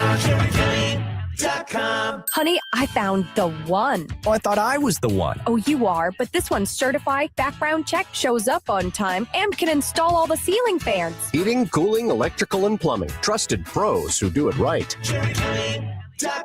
Mostly sunny, breezy, very warm this afternoon, high 84. Cloudy tonight with a thunderstorm in places, low 57. Tomorrow, plenty of sunshine, breezy and pleasant, a high of 75 degrees. Bright sun in downtown St. Louis. It's 55 at the Arch. The news continues at 6:53. Federal health officials say the government has the hantavirus outbreak linked to a cruise ship under control. stressing that the public health risk is far different from what the country faced during COVID. KMOX health editor Fred Bottomer reports. Dr. William Schaffner is an infectious diseases specialist at the Vanderbilt Medical Center. He says the repatriated Americans are in good hands in the Omaha Medical Facility. I have a great deal of confidence in how this is being handled. We may have a few more cases. This is not going to spread widely in our population or around the world. Dr. Schaffner says the hantavirus is not a new disease like COVID was, and we've been studying it for decades, although there's still no treatment other than supportive care. Fred Bottomer, KMOX News. St. Charles County is moving towards its first set of rules for short-term rentals like Airbnb and VRBO in unincorporated areas. Under a bill introduced last night, operators would have to buy a $200 two-year license, limit guests to 2 per bedroom, and stay at least 600 feet from any other licensed short-term rental. Parties and events would be banned. Michelle Woods of Habitat for Humanity told the county council the registration piece alone matters because the county is flying blind on the issues right now. This ordinance will help the county provide a clear picture on how many short-term rentals exist. So we applaud the county's efforts for this step. Properties inside or within a mile of the county's agricultural tourism overlay district, also known as much of wine country, would be exempt. A final vote could come in 2 weeks. St. Charles County will send police officers to Kansas City next month to help with security at the World Cup. The county council is taking up a mutual aid agreement covering matches and related events from June through July. Police Chief Kurt Fritz told council members last night they won't be needed as much as originally thought. Our commitment that we're looking at is no more than 2 days at a time and probably sending 2 officers over there at a time. Fritz says the cost will be fully reimbursed by the federal government through the state. The council votes on the agreement in 2 weeks, just before the tournament kicks off. I heard it's somebody's birthday. Birthday excitement. It's your birthday. Happy birthday to my pal Lance Lynn. I'm going to be calling some games with him next week in the Missouri Valley Conference baseball tournament. The former Cardinal is celebrating a birthday today. Happy birthday, Lance. If you would like a birthday or anniversary announced during this segment, just email it to totalam@kmox.com, totalam@kmox.com. The birthday shout out is sponsored by Renner Garage Door, RENNER. Forward and back. Carol Darling of O'Fallon, Illinois is celebrating today, and happy birthday wishes going out to Tim Durbin and Kevin Anthony. It's the best birthday ever. Okay, this is a really wonderful idea, and you're going to need to write down a phone number. So I'm just warning you in advance to get out a piece of paper and a pen or jot this number down in your phone because it's for something called Freedom Care. Because there is a crisis in home health care right now. At-home caregivers are in very short supply. Families are stretched thin trying to take care of a loved one. But did you know that Freedom Care through Medicaid lets your family choose a trusted friend or relative as a caregiver? Someone who already knows your loved one and knows your loved one's routines. Now, this can be help with meals, medication, bathing, mobility, all while getting paid. Sometimes daily, and there's no long wait lists or rotating strangers in and out of the house. It is 100% free to you. Freedom Care handles the paperwork, the training, the payroll, and the support so caregivers can focus on caring and getting paid. 314-947-5139 is the number for Freedom Care. 314-947-5139. Get paid to care for a loved one. You're already caring for someone with Medicaid or you're ready to help, call Freedom Care at 314-947-5139. This is Matt Pauley inviting you to join me for Building Community with Busey Bank Beyond the Game. This week, we talk with a former pro soccer player who's now making an impact on kids in St. Louis, the Bosnian community, and young City SC players during the Redbird Rush Hour, sponsored by Busey Bank. I'm John Morgan of Morgan & Morgan. We recently received a call from an injured person. The insurance company had offered them $11,000. We took the case over and got more than $2 million in court. Morgan & Morgan. Visit forthepeople.com for an office near you. Carpal tunnel syndrome, heart failure that doesn't improve with common medicines. These are some signs and symptoms associated with ATTR-CM, or the cardiomyopathy of ATTR amyloidosis, a serious heart condition with symptoms that get worse over time. Amvuttra vutrisiran is a prescription medicine given by a healthcare provider that treats ATTR-CM in adults to reduce heart-related death, hospital stays, and urgent visits. In a clinical study, Amvuttra was proven to help people live longer and have fewer heart-related hospital stays and urgent visits over 3 years compared to placebo. Amvuttra lowers the amount of vitamin A in your blood, which can affect vision. Other side effects include pain in the arms or legs, pain in the joints, and shortness of breath. These are not all the possible side effects of Amvuttra. For prescribing information, call 1-833-256-2748 or learn more at amvuttra.com. Ask your doctor about Amvuttra for ATTR-CM. 6:59, Roger Brand, Overhead Door Company of St. Louis Traffic Center. Well, Tom, if you're traveling up 55, you got slow traffic north of Richardson up through the Merrimack River Bridge, the right lane's Butler Hill up to 270 or bogged down. Then you have heavier stuff from about Bayless up through Virginia. North 270 as you ramp on from 55 through Gravois, typically slow, and then north of Big Bend up through Manchester, another slowdown. Clayton Road up to 64. Southbound 61, a couple of heavy spots from Highway P down onto 64 to Lake St. Louis Boulevard, but after that, you're good to go. Gravois at Valcourt, we have an injury crash over in Afton. Emergency crews on the scene there. On the Illinois side, westbound 64 west of 50 through 159 is heavy and still busy on Route 3, Queenie up through 8th Street. Next update at 7:10 from the Overhead Door Company of St. Louis Traffic Center. News, talk, cards. KMOX AM St. Louis. KMOX FM Hazelwood. Always live on the free Odyssey app. This is CBS News on the Hour, your home for original reporting. I'm Deborah Rodriguez. New questions about the 18 American passengers who've returned to the U.S. from the hantavirus-infected cruise ship. 16 are being monitored at the University of Nebraska Medical Center, where Dr. Michael Wadman oversees the National Quarantine Unit. Each quarantined individual is in a private room. They do have access to technology. They can, conduct, phone conversations, but there's no intermingling of any of the quarantined individuals. 2 others, including one who's tested positive, are at Emory University Hospital in Atlanta. As for worries the outbreak could become COVID 2.0, CBS News Medical Director Dr. Celine Gounder. It is less infectious. COVID was airborne. Most of the transmissions with hantavirus are direct, intimate contact. Spain's health ministry says a Spanish passenger has now tested positive. Wartime gas prices down a couple of pennies today, but no bargain at a national average of $4.50 a gallon. President Trump is still pushing for a tax break. CBS's Nancy Cordes at the White House. I think the president is 100% right. Within hours, Missouri Republican Josh Hawley introduced a Senate bill that would pause the 18-cent per gallon federal gas tax for 3 months, with the option to extend the pause another 3 months. The mayor of Arcadia, California, has agreed to plead guilty and resign after she was accused of acting as a foreign agent for China.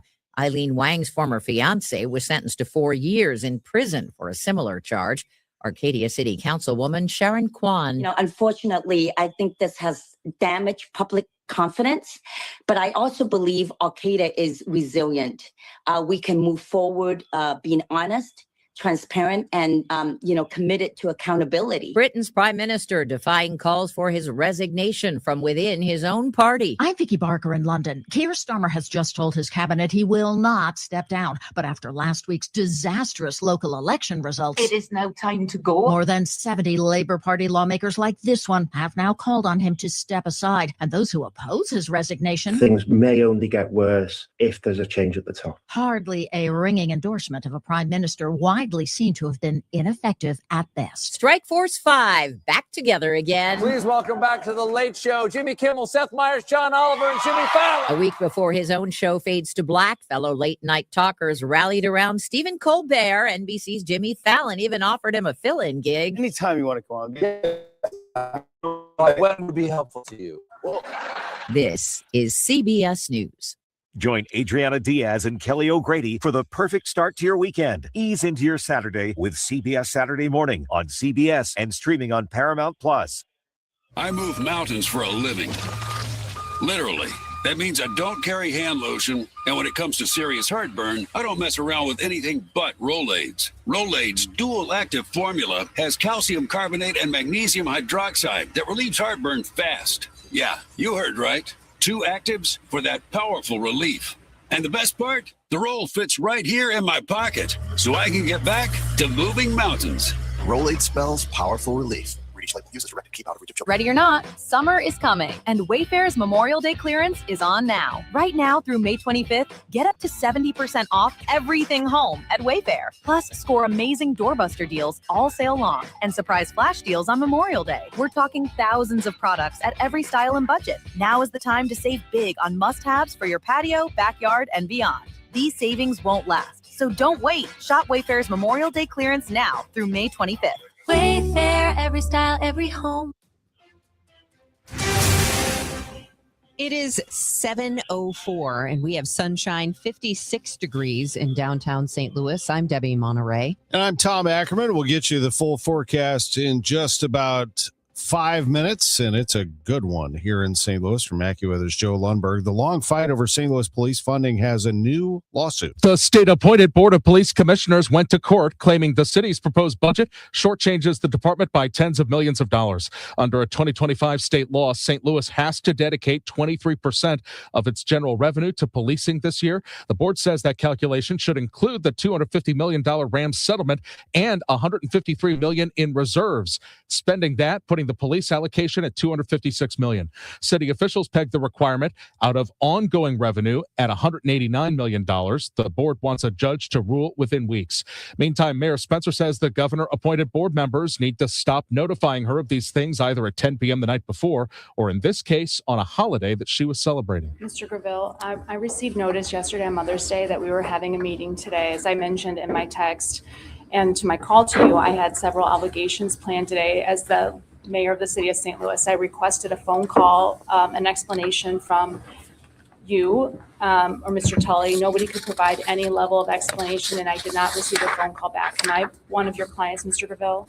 The board is. The response? I'll make a note. Noted. Michael Calhoun, KMOX News. Board says the department is currently operating about 300 officers below authorized strength and wants the money for more competitive pay. Its budget also calls for millions more on patrol vehicles, less lethal equipment, and upgrades to the 911 communication system. St. Louis City is rolling out a new set of zoning rules for data centers, but the data center already approved for the old famous bar warehouse near downtown won't have to follow them. Lead city planner Miriam Kelly addressed the question directly last night. I know probably a question on folks' minds is, will any of these things apply to the data center in the famous bar building? Kind of a truism in zoning policy is that anything sort of applied for and approved prior to regulations being in place, those regulations cannot then apply to that applicant. There is one exception. If the famous bar facility physically expands or jumps into a higher power classification, then the new rules would kick in. If a project does not fit, the answer is no every time. Your duty is to say no until the appropriate project becomes available. That's one of the residents last night urging Creve Coeur to reject a 147-unit apartment proposal at Olive and Grazer. The council ultimately tabled it on a question about tax incentives, but several council members used their floor time on something else, what they'd heard from opponents in emails and at the prior meeting about apartment renters. Councilman Drew Newman. I did notice a pattern, though. In a lot of the comments, not tonight, but in the previous meeting and in those emails. And it gave this feeling of us versus them, homeowners versus apartment renters. And some of you even referred to them as transients. The Grazer Station rezoning returns to council once the developer submits its incentive request to the city. There is no date for that. From the KMOX business desk, the out-of-town owners of an historic Washington Avenue building stepped up to pay their delinquent tax bill. So now the Curley building is off the list for an upcoming city land tax sale.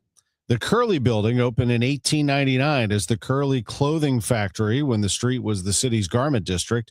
Kansas City-based Lotus Hospitality bought the building in 2022 with plans for a hotel that so far hasn't materialized. They owed the city more than $277,000 in back taxes. It is 7:08. We'll take a break here, and when we return, we'll take a look at traffic and weather here on the Voice of St. Louis, 104.1 FM, KMOX. When it comes to family law, a lot has changed in recent years, so assumptions can be costly. If you see or sense a change coming in your family life that could have legal implications, it's important to know where you stand. Getting good legal advice early is never a bad idea. I'm Joe Cordell of Cordell & Cordell. If you or anyone you know is facing a family law issue, start with a consultation. Visit CordellCordell.com. The choice of a lawyer is an important decision and should not be based solely upon advertisements. 600 Kelwood, St. Louis. For the last 33 years, you've discovered that at Banner Construction, we pride ourselves on quality craftsmanship. We believe the single most important decision homeowners must make when considering an exterior restoration project is, who do you hire? At Banner, we provide well-engineered, meaningful, long-term solutions to transform your home into the pride of the neighborhood. Let us help you fall in love with your home all over again. Call 314-569-1050 or visit bannerconstruction.com and have a banner day. Stan Musial, he missed a season in his prime to serve his country in the Navy. Honor a legend on Saturday, May 16th, when the Cardinals face the Kansas City Royals. Fans can secure a Stan Musial military bobblehead presented by Coca-Cola and Deerbirds. This patriotic collectible celebrates Stan's Hall of Fame career and his service to our country. A true symbol of character on and off the field. A tribute worth displaying and remembering. Don't miss it. Get tickets and details at cardinals.com/promotions. Some Sundays are made for the water. Sunday, May 17th, as the Cardinals take on the Kansas City Royals, make it a ballpark day too. That day, you can score a Cardinals boat tote presented by Coca-Cola and Walmart. A classic summer bag that fits right in from the dock to the dugout. It's ready for long weekends, sunny afternoons, and whatever plans you have next. Get tickets now at cardinals.com/promotions. This hour of Total Information AM is sponsored by Gamma Tree Experts. Do you know what happened in downtown St. Louis 60 years ago today? We're going to tell you in 5 minutes in sports. Right now, here's Roger Brand in the Overhead Door Company of St. Louis Traffic Center. Well, Tom, we're typically slow coming in on northbound 55 this morning. Just the delays coming up through north of Richardson up through the Merrimack. The right lane's bogged down Butler Hill to 270. Then you got the bumper-to-bumper pockets running from Bayless all the way up through Holly Hills, Virginia. North 270, a minor crash on the shoulder near the Tees Road overpass. That's not bothering anybody because it's just slow as you ramp on from 55 through Gravois, Big Bend, all the way up through 64 to Ladue. South 270 is getting a little slow right around Ladue. Not that bad, though. Southbound 61, about midway between P and Wentzville Parkway now to Lake St. Louis Boulevard, or right before the Boulevard, the busiest part of that run. After that, it's clear settling all the way through the Interbelt. Eastbound 70 looks great across the Blanchette through the Rock Road. Downtown, we have a little slow traffic on the Poplar. Not really that bad. 64 is slow, though, from 50 through 159. Next update is 720 from the Overhead Door Company of St. Louis Traffic Center. KMOX AccuWeather, mostly sunny today. Breezy and very warm this afternoon, high 84. Becoming mostly cloudy early tonight with a thunderstorm in the area. There can be some gusty winds and downpours. Then clearing late tonight, though, 57. For tomorrow, plenty of sunshine. Breezy and pleasant, high 75. Thursday, sunshine mixing with clouds, a nice day, the high 76. From the Saliga Heating and Cooling Weather Desk, I'm AccuWeather meteorologist Joe Lundberg on 104.1 FM, KMOX. It is sunny right now and 56 degrees in downtown St. Louis. It's 7:12. The body of the man who went into the pond at Spanish Pond Road in Spanish Lake Park has been found. St. Louis County Police report 64-year-old Savell Meeks was boating when he fell into the water and never resurfaced. Meeks' body was found Monday morning before 10:30. This is the second drowning in the same lake in 2 weeks. 77-year-old Francis Black drowned after falling into the pond while fishing. A Lake St. Louis woman is accused of stealing more than $1.2 million from a St. Louis County company. 44-year-old Carrie Bertels turned herself in yesterday, pleading not guilty to using a company corporate credit card for roughly 7 years on things like personal vacations, jewelry, and flights, according to the Business Journal. She was indicted on 5 counts of wire fraud and faces a maximum penalty of 20 years in prison. Only the main tower of the Millennium Hotel remains as its demolition begins. Well, the demolition of the main tower of the Millennium Hotel is underway, and here's how it's going to go. They're going to take the pieces from the top down to slowly disassemble the main tower of the hotel. Part of that is because of the asbestos that was found in the hotel, but also it is so close to neighboring buildings that they can't just blow it up and bring it down in one explosion, even without the asbestos, because it would blow out all the windows.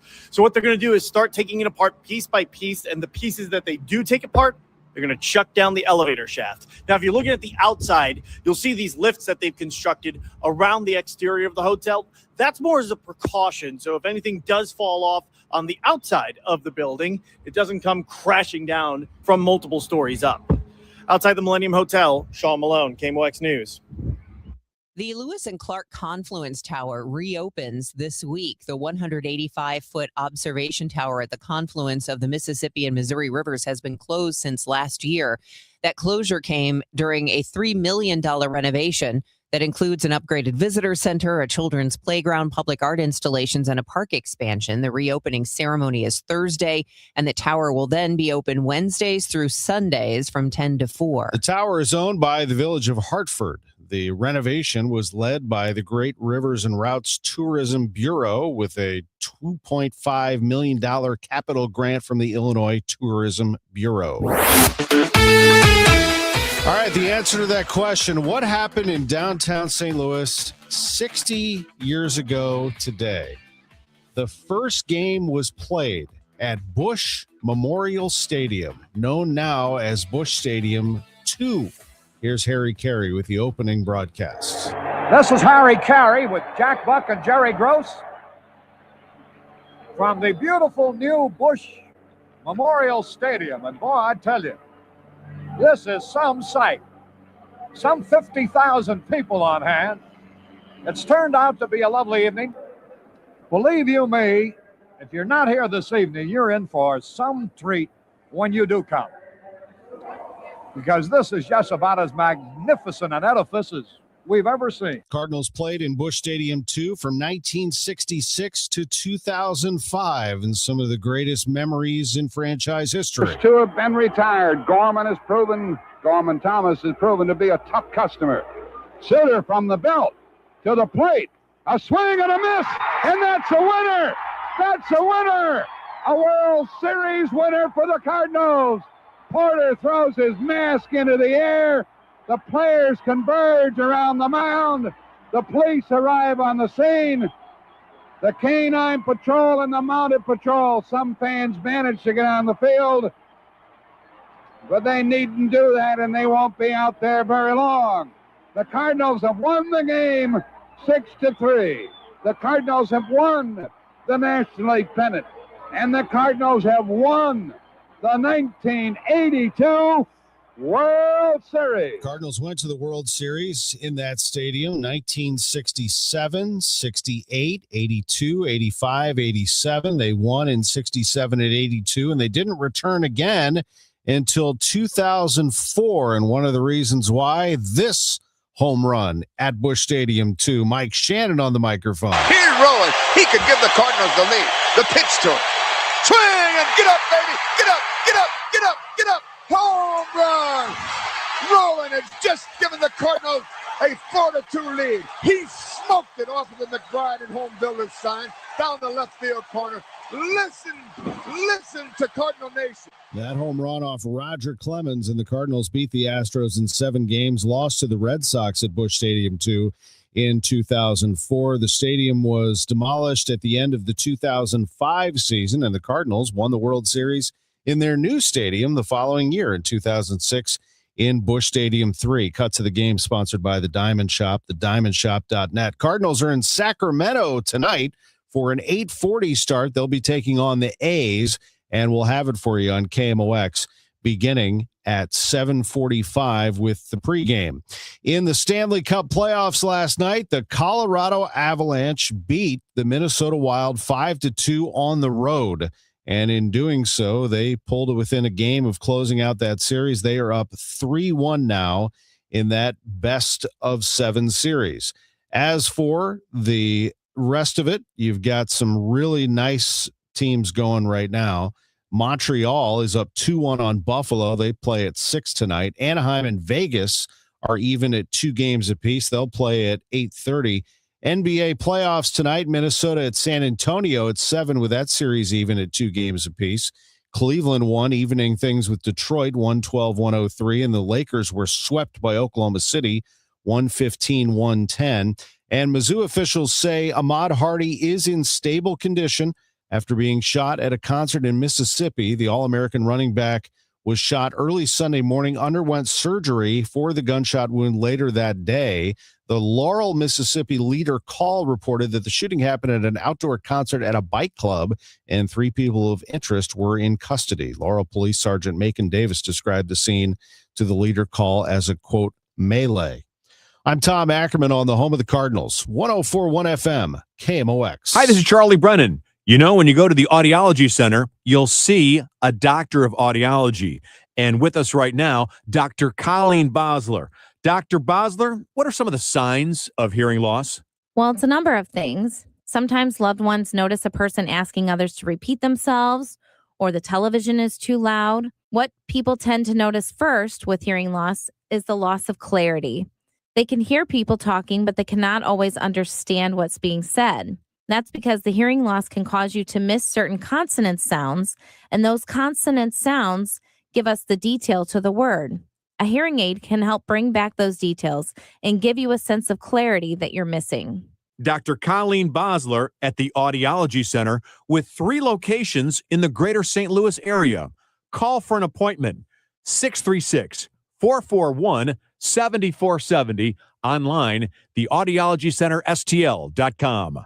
Laterman Law Firm. It has been 20 plus years now that my family has worked with the Laterman Law Firm. I believe in them wholeheartedly. And I hear this from people all the time in St. Louis in particular. I have an estate plan. I think I have one. We did that years ago, right? Well, honestly, estate plans are not one and done. And the Laterman Law Firm, what I've learned from them is most plans don't fail because people don't care. They fail because life changes and the plan doesn't keep up. At the Laterman Law Firm, they build your estate plan to protect your family and your property. And then for a fixed annual fee, they help maintain it so it stays aligned with changes in your life, changes in your assets, and the law. If you're in the St. Louis metropolitan area, including Illinois, and you want an estate plan that actually works, call the Laterman Law Firm. It's spelled Laiderman, latermanlaw.com, 314-514-9100. The choice of a lawyer is an important decision and should not be based solely on advertisements. Total Information AM. Debbie Monterrey, Megan Lynch, Tom Ackerman on 104.1 FM, KMOX. It is 7:21 and time to get you updated on traffic and weather, starting with Roger Brand and the Overhead Door Company of St. Louis Traffic Center. We got a little trouble now on southbound 270 south of Ladue. A crash they called out EMS for. It's hard for me to tell. I'm looking through one of the overhead interstate signs. It looks like they may be blocking the right lane. I see the police car, and I see a vehicle ahead of them on the shoulder with the flashes on. But the delay's only back through Olive right now, and it's not a solid jam, so that's good news. I know it'll get worse, but right now it's not too terrible there, but emergency crews are on the way. Northbound 270 is your ramp on from 55 through Gravois. You're slow north of 44. It's busy up to Manchester, and then a pretty solid jam from Manchester up into the 64 area. In fact, it looks like we have an incident northbound 270 just south of 64 as well. So it looks like we're getting trouble running both ways now on 270. So be prepared. I have not heard a call out for anybody on the northbound side as of yet. At 64, it looks okay. I'm trying to get back to like the Clayton Road overpass to see if I can see anything from there. And maybe in the left lane. It's sort of hard to tell, but trouble both ways there, it looks like, so unfortunately. Southbound 61 south of P down onto 64 to the Boulevard. Typical delays. It's slow Clarkson to Timberlake. Westbound 64 through that Big Bend area, heavy to the 170 ramps. Eastbound 370 to Cave Springs, a little slow. 55 heavy right approaching 141 to the Merrimack. The right lane's Butler Hill, a solid jam from Bayless up through Virginia, and westbound 64 a little more solid as well, 50 through 159. Next update is 7:30 from the Overhead Door Company of St. Louis Traffic Center. Kaufman Townsley, St. Louis's injury lawyers, is fueling St. Louis. All gas, no brakes. They're giving away $77 gas cards to St. Louis drivers. Register to win until May 17th at KaufmanTownsley.com. Kaufman Townsley, putting money back in your tank. As for our weather, Joe Lundberg says breezy and warm today, a high of 84 degrees with sun, mostly cloudy early tonight with a chance of a thunderstorm in places. That's going to cool things off. Low 57 tomorrow and Thursday, plenty of sunshine, really nice weather. Highs around 75 degrees. Currently, it's 57 in downtown St. Louis. The news continues at 7:23. Federal health officials say the government has the hantavirus outbreak linked to a cruise ship under control. They're stressing that the public health risk is far more COVID. KMOX health editor Bomber reports. Dr. William Schaffner is an infectious diseases specialist at the Vanderbilt Medical Center.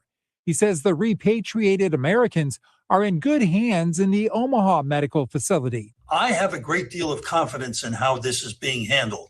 We may have a few more cases. This is not going to spread widely in our population or around the world. Dr. Schaffner says the hantavirus is not a new disease like COVID was, and we've been studying it for decades, although there's still no treatment other than supportive care.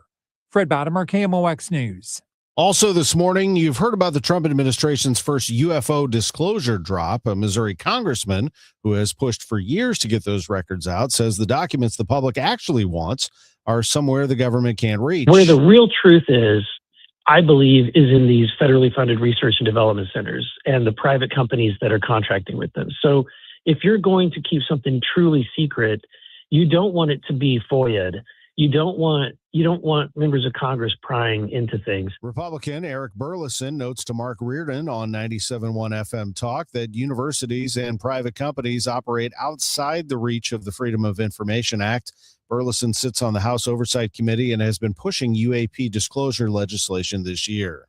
The St. Louis City Board of Police Commissioners is seeking a quick answer to a key question. How large of a budget are they entitled to? In a news release, the state-appointed board announced they voted in executive session to seek immediate guidance in calculating what the law empowering the board defines as the city's general revenue. The filing also asks a judge make a determination on the $67 million gap between the board and City Hall with the current fiscal year's budget. The board believes other funds, such as the RAM settlement funds, should be counted as general revenue. The city recently filed a lawsuit seeking to invalidate the law that moved control of the police department to the state-appointed board when the budget negotiations reached an impasse. Another 120 properties have been added to the list of tornado-damaged structures to be demolished by the city using money the state allocated for that purpose. But as many as 1,600 properties may eventually make that list. According to the city's recovery office, 36 demolitions are underway or done. About 75% of those properties were vacant or condemned before the tornado hit. The tornado damaged or destroyed more than 5,000 structures, causing about $1.6 billion in damages. According to the Business Journal, the city has received more than 2,200 applications for its home stabilization and repair program, with work completed for 23 of those requests. A St. Charles County housing nonprofit says Airbnbs are part of why young families can't afford to buy a home. Michelle Woods with Habitat for Humanity told the county council last night St. Charles County already lacks enough starter homes at moderate prices, and short-term rentals are making that worse. Concern is that short-term rentals take up residential properties, repurpose them into commercial. And since there's already a lot of pressure on the market right now that's causing prices to spike, any additional pressure is a concern, even if it's just a small part of the problem. The bill would require Airbnb or Vrbo operators in unincorporated areas to register with St. Charles County. It would also cap occupancy at 2 guests per bedroom and keep rentals at least 600 feet apart. A vote could come 2 weeks from Monday. With the World Cup just weeks away, Kansas City police are calling for backup from departments across Missouri. St. Charles County Police Chief Kirk Fritz briefed the county council last night on what KCPD is asking for. Kansas City PD put out a statewide appeal to get officers because it's way beyond their scope of what they could do. Fritz says even with smaller crowd projections than past tournaments, the security risk remains high. St. Charles County is preparing to send officers on 2-day rotations. It is 7:27. The time check sponsored by Jerry Kelly Heating, Air Conditioning, Electrical, and Plumbing. It's time for a $98 AC tune-up. New tax resolution firms are popping up every day with high-paid celebrity endorsers, advertising ridiculous claims in their TV ads. That's why they have the tiny, unreadable disclaimers at the bottom of the screen. Hi, this is Lance Drury with the Lance Drury Law Firm. Our ads never have those ridiculous, fast-talking, tiny disclaimers at the end because, simply put, there are no guarantees when it comes to the IRS and wiping out tax bills. And we don't make promises we can't keep. Of course, there are ways the Lance Drury Law Firm can help resolve your tax debt, but no company can guarantee it will eliminate it. This is why their clients call the Lance Drury Law Firm when those promises don't pan out. If you have tax problems, you have legal problems, call me, Lance Drury in St. Louis at 314-260-6120 or visit Lance, D-R-U-R-Y, law.com to schedule your free consultation with your local tax resolution law firm. The choice of a lawyer is an important decision and should not be based solely upon advertisements. Men, if you're suffering from erectile dysfunction or PE, you're not alone. Most importantly, you don't have to live with it. Paramount Men's Medical Center restores men's sex lives in just one visit. Their painless breakthrough treatments eliminate ED and PE, even when Viagra and Cialis don't work. Here's Dr. Simovitz, specialist in men's health. Paramount Men's Medical Center's painless breakthrough treatments eliminate ED and PE, regardless of age or medical history. 98% of patients see instant results right in the office. Men are now lasting longer than they ever imagined. And the best part, at Paramount Men's Medical Center, your consultation and first treatment are free. Qualified patients even get their testosterone checked free. Call 314-720-8444. 314-720-8444. Take control of your sex life. Call now. 314-720-8444. Working families are being impacted by higher electricity prices while utility profits increase. Competition lowers electricity's cost, but that's not what your utility wants. Your state legislation rejected their legislation to eliminate competition. Now your utility is trying to ignore them and ask DC for monopoly favors, putting corporate profits over protecting consumers. Hardworking taxpayers deserve better. Call your congressional leaders today. Ask them to tell FERC to say no to no-bid billion-dollar transmission projects paid for by the Electricity Transmission Competition Coalition. Hey, Joy. Oh, you are glowing. Oh, hey, more like Mira joyed that Miralax helped me go. I was so backed up. Tried mega coffees, prune juice, everything. Then Miralax. And hello, gentle relief without the harsh side effects. Ooh, how does it work? It works naturally with the water in your body for constipation relief. Find Miralax today at your local retailer. Use as directed for occasional constipation. It is 7:30, and right now in downtown St. Louis, sunshine 57 degrees. I'm Debbie Monterrey. And I'm Tom Ackerman. Roads are getting busy. Here's Roger Brand, overhead door company of St. Louis Traffic Center. Yeah, Tom, it looks to me like we have incidents both directions on 270 right around 64, northbound the left lane between the Clayton Road overpass and 64. So north 270 jammed as you ramp on from 55. Then it's slow to Gravois, but it's bumper to bumper at 44 pretty much all the way up to 64. And then I can see this crash better on the southbound side, south 270 just north of 64, right lane's blocked. So south 270 slows at 364 and it jams before you get to Olive. If you're on eastbound Highway 70, a little busy. David Hochul into Wentzville Parkway right now. 94 into the Rock Road. There's a couple of slowdowns. Southbound 61 south of P onto 64, pretty solid. 64 Annie Guns to Clarkson's busy right around the Interbelt. Westbound 64 Hampton to Hanley. You got slow stuff there. Bowles to Miraz and Elm to Laclede Station, a little slow on 44. Not that bad, but it is a little more volume there, obviously. North 55 approaching 141 to the Merrimack. The right lane's at Butler Hill. It backs up from the Union Road overpass to River to Paris, still slow to Virginia and more volume.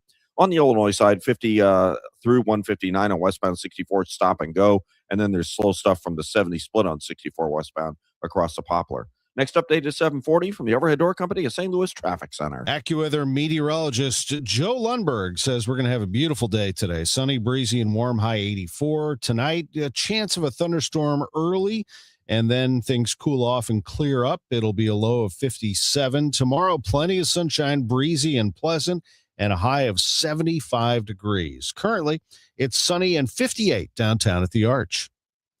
Add another lawsuit to the pile in the St. Louis policing fight. The vote in closed session by the state-appointed board takes the city to court, arguing the city's proposed budget underfunds the department by tens of millions of dollars. It comes weeks after the city sued to overturn the state takeover of the department altogether. Mayor Kara Spencer, who sits on the board, objected to the meeting being called on short notice over Mother's Day weekend. This is no way to conduct business, calling a meeting on a holiday and providing no feedback to a member of the board or any of us. Nobody that I've talked to here this morning knows the purpose of this, and I just think it's a fortunate way to do business. She only got this response. I'll make a note. Noted. The mayor has complained almost every state police board meeting about not being looped in until the last minute, often on holidays or late the night before. State law gives the city 1 week to respond to the new lawsuit and requires a judge to hear arguments within 10 days. Michael Calhoun, KMOX News. The board says its request includes nearly $12 million for technology upgrades, including a new radio tower to strengthen emergency communications. Another $15 million would go toward maintaining the more than 24 buildings the department now oversees. Creve Coeur residents packed council chambers last night to oppose a 147-unit apartment rezoning at Olive and Grazer. People are not just opposed. They're taken aback. They're appalled. They can't believe it. Brett Berger of Grazer Neighbors for Safety, which is a group that says it has over 300 signatures against Bill 6214, but the council didn't decide last night. They tabled it. Councilman Mark Manlin moved for the delay. If the viability of this project is dependent upon obtaining financial incentives, then it's imperative that the city and the developer clearly define what incentives, if any, are mutually acceptable before moving forward. Rezoning the property for this proposed use without first resolving these questions regarding incentives, in my opinion, would be a mistake. The developer hasn't yet submitted that incentive request. Residents were told they'll be notified before any future vote on rezoning. We'll check your Money Minute next. The news sponsored by Michael's Flooring Outlet, the flooring experts, michaelsflooringoutlet.com. All access with Ollie Marmol on the Gas House Gang. I think St. Louis likes watching a team that plays the game the right way, that plays the game hard, that never gives in. And those are the things we can control, and we'll hold ourselves, I'll hold myself accountable to, and then let everything else play out. But I think it's hard not to like this group. It's hard to watch them and not get excited about their style of play. Those are the things we can control at the moment. Ollie Marmol, Tuesdays at noon on KMOX. I never thought of myself as the type to settle down. Never knew where the team's next lunch was coming from. But then I met you, Easy Cater. Workplaces everywhere are saying, I do want delicious food at work. And they're ordering from beloved restaurants with Easy Cater. You were reliable. You had great options for every budget, even when marketing ops did keto again. We got through that together. With you, it's just so easy. Easy Cater, will you keep showing up at my workplace forever? Find love at first lunch. Order at easycater.com. This is the story of the one. As a maintenance tech at a university, he knows ordering from multiple suppliers takes time away from keeping their arena up and running. That's why he counts on Grainger to get everything he needs, from lighting and HVAC parts to plumbing supplies, all in one place. And with fast, dependable delivery, he's stocked and ready for the next tip-off. Call 1-800-GRAINGER, click Grainger.com, or just stop by. Grainger, for the ones who get it done. It is 7:36. This is Total Information AM. I'm Debbie Monterrey, along with Tom Ackerman. Coming up in about 4 minutes, we'll check in with Roger Brand and Joe Lundberg for traffic and weather. Right now, it's time for your Money Minute. It's sponsored by Busey Bank. This is the Bloomberg Money Minute. We're seeing a sluggish housing market at the start of the key spring selling season. Sales of previously owned homes barely rose in April from a 9-month low. Closings edged up 0.2%. The housing market remains challenged by elevated mortgage rates and asking prices. Also, rising energy costs are beginning to strain household budgets. Turning to trading, investors continue to assess the deadlock in the Middle East conflict and keeping an eye on how the situation is unfolding. Stock futures are lower this morning. Yesterday, the S&P 500 touched another record high as tech shares continue to soar. And a record number of people are expected to travel by car over Memorial Day weekend despite surging prices at the pump. According to AAA, 39.1 million people are projected to drive at least 50 miles for the holiday weekend and the unofficial start of summer. A gallon of gas is now holding above $4.50 nationally, up from around $3.17 during the same weekend last year. Courtney Donahoe, Bloomberg Radio.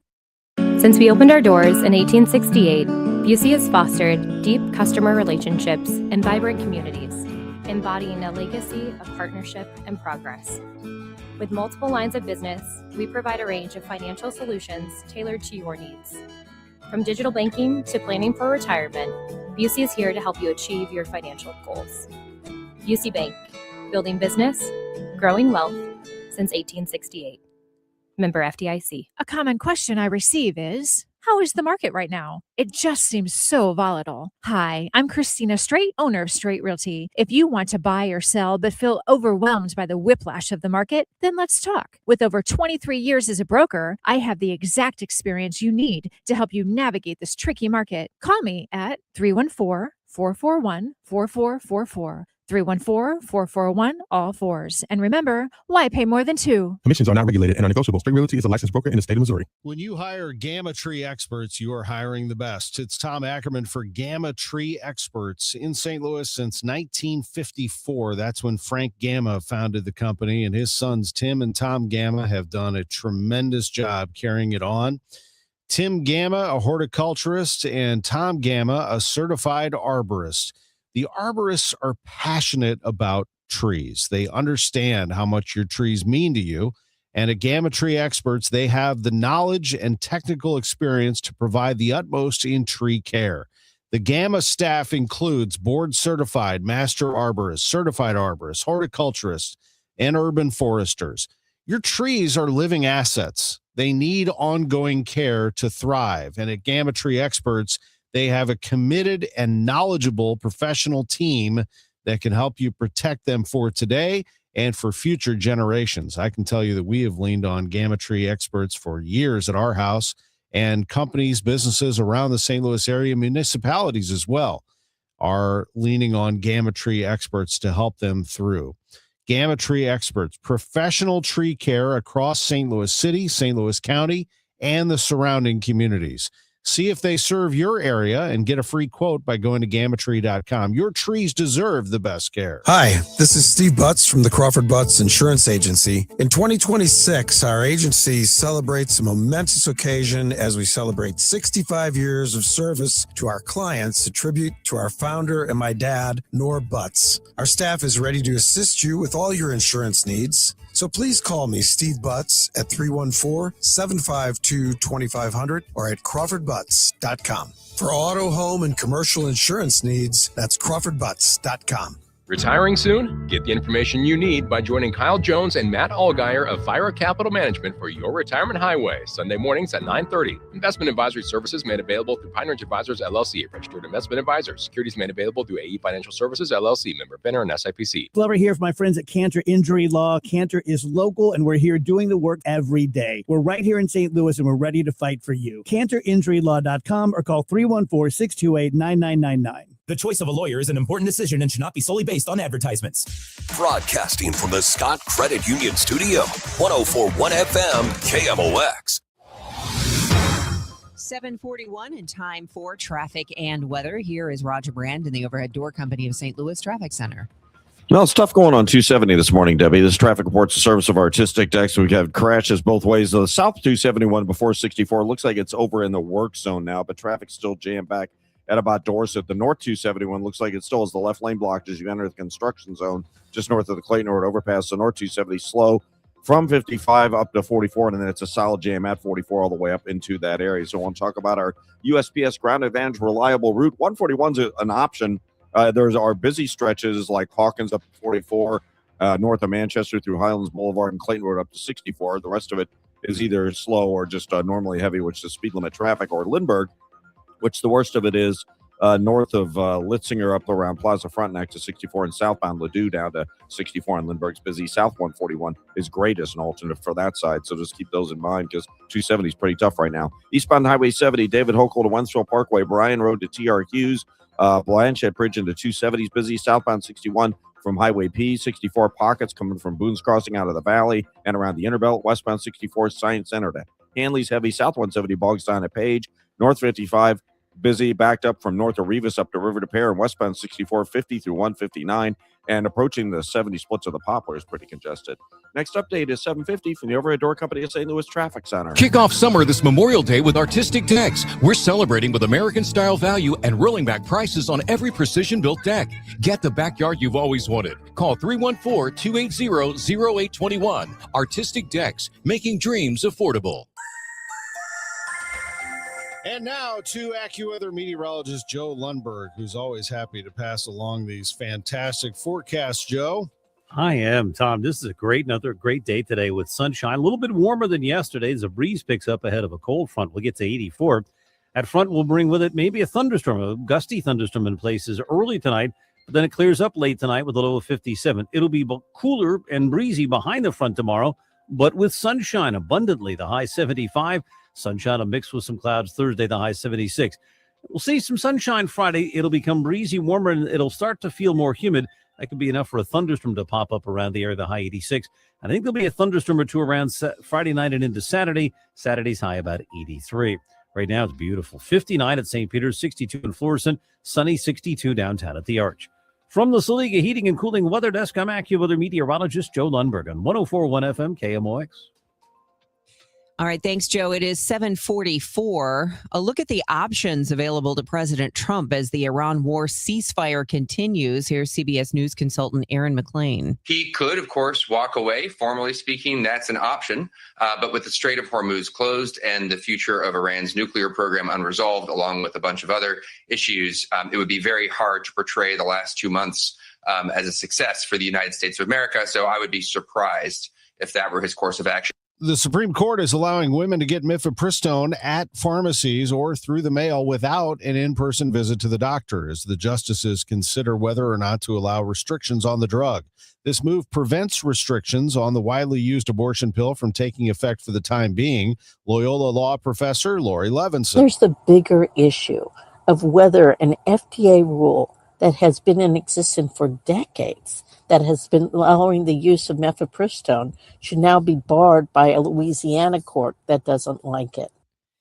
A personalized vaccine shows promise against an aggressive and incurable brain cancer. Here's CBS's Jennifer Kuiper. In an early clinical trial, participants had increased immune response and slowed tumor progression after receiving a vaccine. Dr. Albert Kim at the Siteman Cancer Center in St. Louis says this is very exciting. One long-term survivor remains recurrence-free nearly 5 years later. And in the next few iterations of this, I think we're going to see some big benefits for these cancer patients. Dr. Kim says the vaccine is safe for these patients. Jennifer Kuiper, CBS News. Let's get into sports and start things off with Ins and Outs, sponsored by Innsbrook Resort, where every day is the weekend. And Greg Amsinger, MLB Network anchor, with us on the Gas House Gang yesterday, thinking very highly of this Cardinals team. He believes they are a legitimate playoff contender. It's a good sign. I'll also say that. The fact the record is what it is and they're a +3 in run differential, I think that's a good. It means they really haven't thoroughly started clicking from a starting pitching standpoint. I think the starting pitching staff is coming together. I think Leahy's starting to figure it out. Last couple have been really, really good. Was in a pitching duel his last time out. You tip your cap to Walker Buehler. But I really like what I saw from Matthew Liberatore his last time out. Obviously, McGreevy is locked in at a high level with 9 strikeouts. No one saw that coming. I feel like the rotation is going to start performing on a regular basis at home with that home cooking, which hasn't happened in those 20 home games so far this year. I like it. These are all signs that point in the direction of the team is only going to get better as they age. They're all young guys. And if they're playing at this level right now, the more they get relaxed and they settle in, and they all have very specific roles. They know what part of the lineup they're hitting in. They know what part of the bullpen now their role is going to be called on. I just think this team is gonna be in the mix for a wild card all season long. Cardinals are 23-17. They're 3.5 games out of first in the National League Central, tied with the Brewers for second place in the division. The Cubs lead the division, then the Brewers and Cardinals tied. The Pirates and Reds are tied for the next spot with 5 games out, but 3 games over 500. An early peek at the wild card has the Cardinals owning one of those spots right now. Dodgers, Brewers, Cardinals, with the Pirates and Reds sitting a game and a half back, and the Diamondbacks 3 back. Phillies 4.5 out of a wild card. So to Greg's point, the Cardinals are off to one of the better starts in the National League. They play the A's tonight. The A's are playing their games these days in Sacramento as they await their home in Las Vegas. We'll have it for you at 8:40 with the pregame at 7:45. Stanley Cup playoffs last night. The Colorado Avalanche beat the Minnesota Wild 5-2. And with that, they bring home a 3-1 series lead after winning on the road. The Cleveland Cavaliers won at home, 112-103 over the Detroit Pistons, evening that series at 2 games apiece. Oklahoma City sweeps the Lakers. The Thunder, the defending NBA champions, win it 115-110. Ahmad Hardy, the Missouri All-American running back, is in stable condition after being shot over the weekend at a concert in Mississippi. Mizzou football announced in a statement that Hardy was shot early Sunday morning, underwent surgery for the gunshot wound later that day. He is said to be alert and moving around at least, and they have unclear looks right now as to what his future looks like. That's according to a report from Pete Thamel at ESPN. The Laurel Leader Call, the newspaper in Mississippi there, reported that the shooting happened at an outdoor concert at a bike club, and 3 people of interest were in custody. Laurel Police Sergeant Macon Davis described the scene to the Leader Call as a melee. I'm Tom Ackerman. Innsbruck's a great spot, innsbruck-resort.com. We are booked for a summer weekend there. We can't wait to get out on the lake, to get out on the golf course, to see a concert, to go to the pool, to maybe grab a little something out of the market that we forgot at home. We're only 45 minutes from Innsbruck. It's an hour from downtown St. Louis. It's located in Warren County, and it is phenomenal. If you head to innsbruck-resort.com, you can see all of the great homes, condos, the A-frames, the chalets. There's some big houses out there, too. People are living out there permanently now, and I don't blame them. It's a great place to be, Innsbruck. It's over 50 years running now, and it is no longer a secret. Just an awesome place. 7,500 acres, 100 lakes. Great fishing, too. Innsbruck-resort.com. Now for our parlay of the day, sponsored by Circus Sports. Sports betting the way it should be. I'm going to go at it again here in the NBA. I came up a little short yesterday on this, so I'm going to give it my best shot on this one. This is Minnesota at San Antonio. Now, the Spurs are a 10-point favorite in this one. They're playing at home. They're going to have some momentum on their side. Minnesota just tied that series. Victor Wembanyama was hit with some discipline, was taken out of that game. But now things have changed a little bit around there with Wembanyama avoiding major discipline after an ejection in that game. So I think the Spurs are going to have everything on their side. I would take them -10. That's my parlay of the day, sponsored by Circus Sports. Sports betting the way it should be. Hey, Missouri, it's game time. Start betting like a pro with the world's largest sports book at your fingertips. Hi, I'm Derek Stevens. I'm a lifelong sports bettor, and I'm the owner of Circus Sports. It's sports betting the way it should be, with high limits, player-friendly pricing, exceptional customer service, and more. Download your new bookie at circusports.com. The action starts now, Missouri. Experience the difference with Circus Sports. Bet like a pro. Must be 21 or older. Gambling problem? Call 1-800-GAMBLER. Each year in St. Louis, 10 women are recognized for volunteer leadership that changes lives. They support families, strengthen communities, and create opportunities where they're needed most. Join us Tuesday, May 19th at the Ritz-Carlton for the 2026 Women of Achievement Awards Luncheon. Celebrate their impact and be part of a tradition more than 70 years strong. Reservations available at WOASTL.org. For more information, go to KingdomOX.com/events. Total Information AM on 104.1 FM, KMOX. 7:52, and here's Roger Brand and the Overhead Door Company of St. Louis Traffic Center. Well, we saw the pretty heavy backup on North 270, Debbie. It slows your ramp on from 55 to Gravois, but then it jams north of Gravois all the way up through Manchester, Clayton Road area. I still see the flashing lights. It looks to me like they're in the left lane just north of the Clayton Road overpass, so it's still an issue. South 270 jams approaching Dorset down to 364. Then it's slow most of the way down through Ladue where we had that earlier crash. Southbound 61, Wentzville Parkway on the crossover to Prospects backed up. Boone's Crossing to about Timberlake slow. And then McKnight through the Interbelt. The Interbelt has slow traffic from Midland down to 64. Westbound 64, Hampton to Hanley is busy. Eastbound Highway 70. There's some volume. Lake St. Louis, Bryan Road, and then east of 94th, 5th Street to the Rock Road, I guess, is the worst of it there. If you're on northbound 55, the right lane's at Butler Hill at slow. Approaching Revis, a solid jam from Union up to Loughborough. Westbound 64, 50 through 159. You've got delays from 25th Street to the Poplar and 5570, 203 up through to also at least 3rd Street. And then there's a short jam of the Poplar. It looks like another incident there. And eastbound 64 backed up 255 to 157. Next update is 7:58 from the Overhead Door Company of St. Louis Traffic Center. AccuWeather's Joe Lundberg says a beautiful day today. Breezy, warm, high 84. Cloudy tonight, though, with a chance of a thunderstorm in places early. Then it clears late tonight, low 57. Tomorrow, plenty of sunshine, breezy, pleasant, high 75 degrees.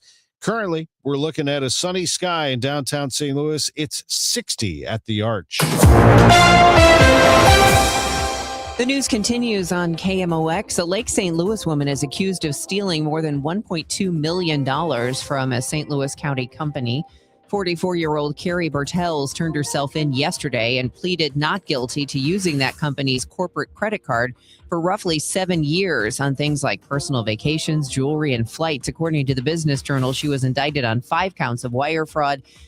She faces a maximum penalty of 20 years in prison. The Lewis and Clark Confluence Tower reopens this week. 185 observation tower, 185-foot tower at the confluence of the Mississippi and Missouri rivers has been closed since last year.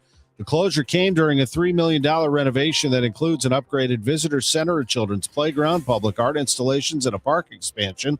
The reopening ceremony is Thursday, and the tower will then be open Wednesday through Sunday from 10 to 4. The tower is owned by the Village of Hartford. The renovation led by the Great Rivers and Routes Tourism Bureau with a $2.5 million capital grant from the Illinois Tourism Bureau. The bluffs in Grafton will soon be adorned with military memorial statues. 12 life-sized memorial statues were delivered to the National Memorial of Military Ascent in Grafton yesterday. The 500-pound statues are being installed on the face of the bluffs over the next few days, according to the Riverbender.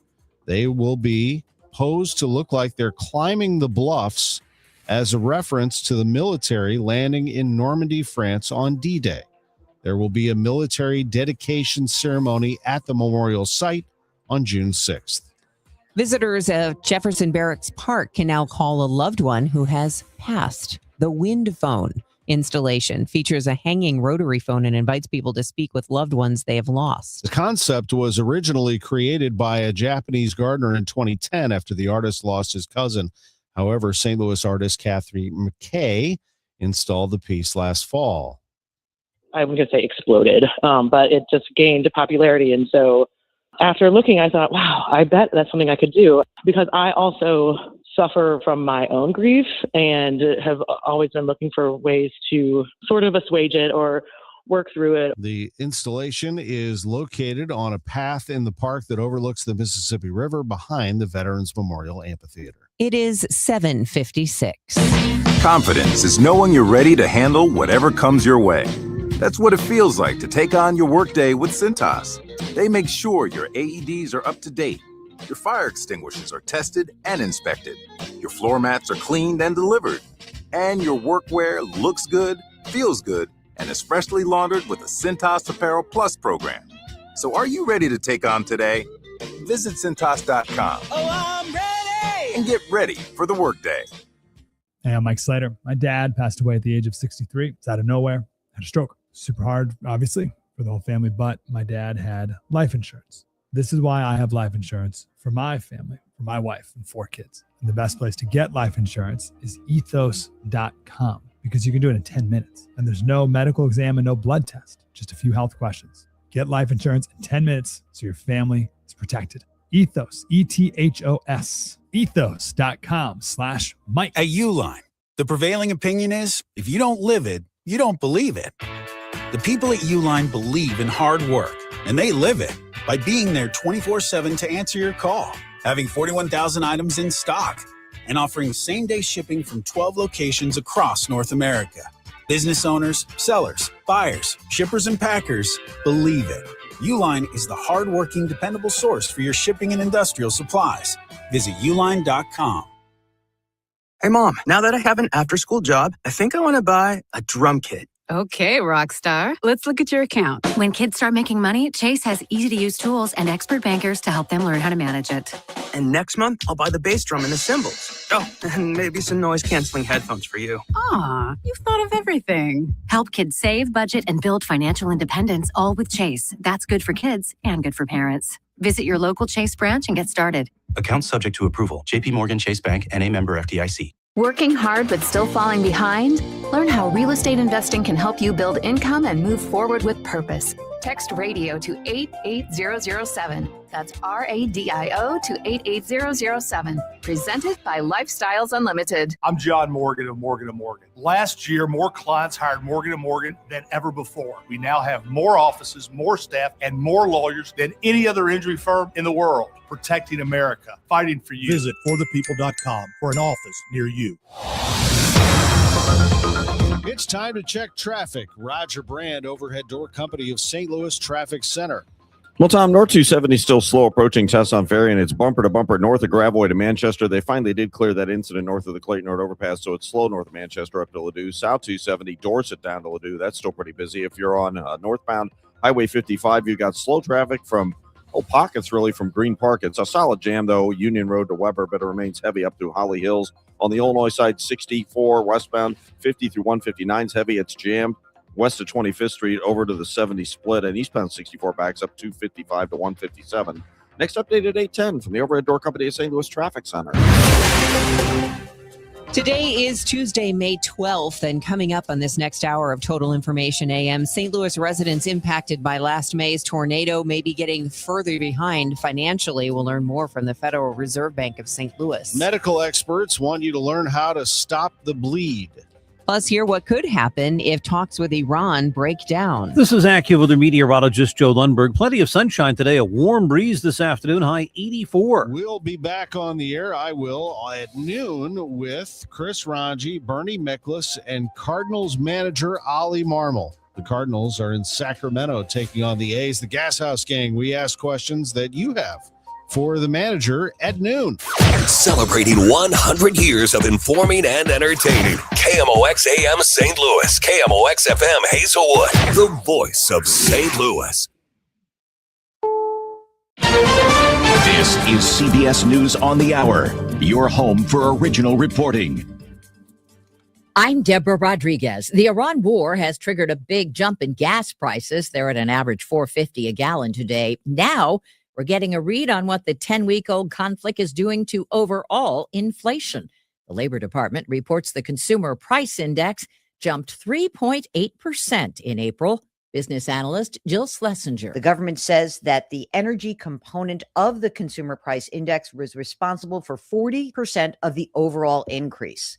Gas is up 28.4% from a year ago. And one area that bears watching is electricity, which was up 2.1% month over month. Defense Secretary Hegseth is on Capitol Hill this hour, facing questions about the price of the war and the Pentagon's $1.5 trillion budget request. Minnesota Democrat Betty McCollum. The cost of this war continues to rise as forces remain in the region.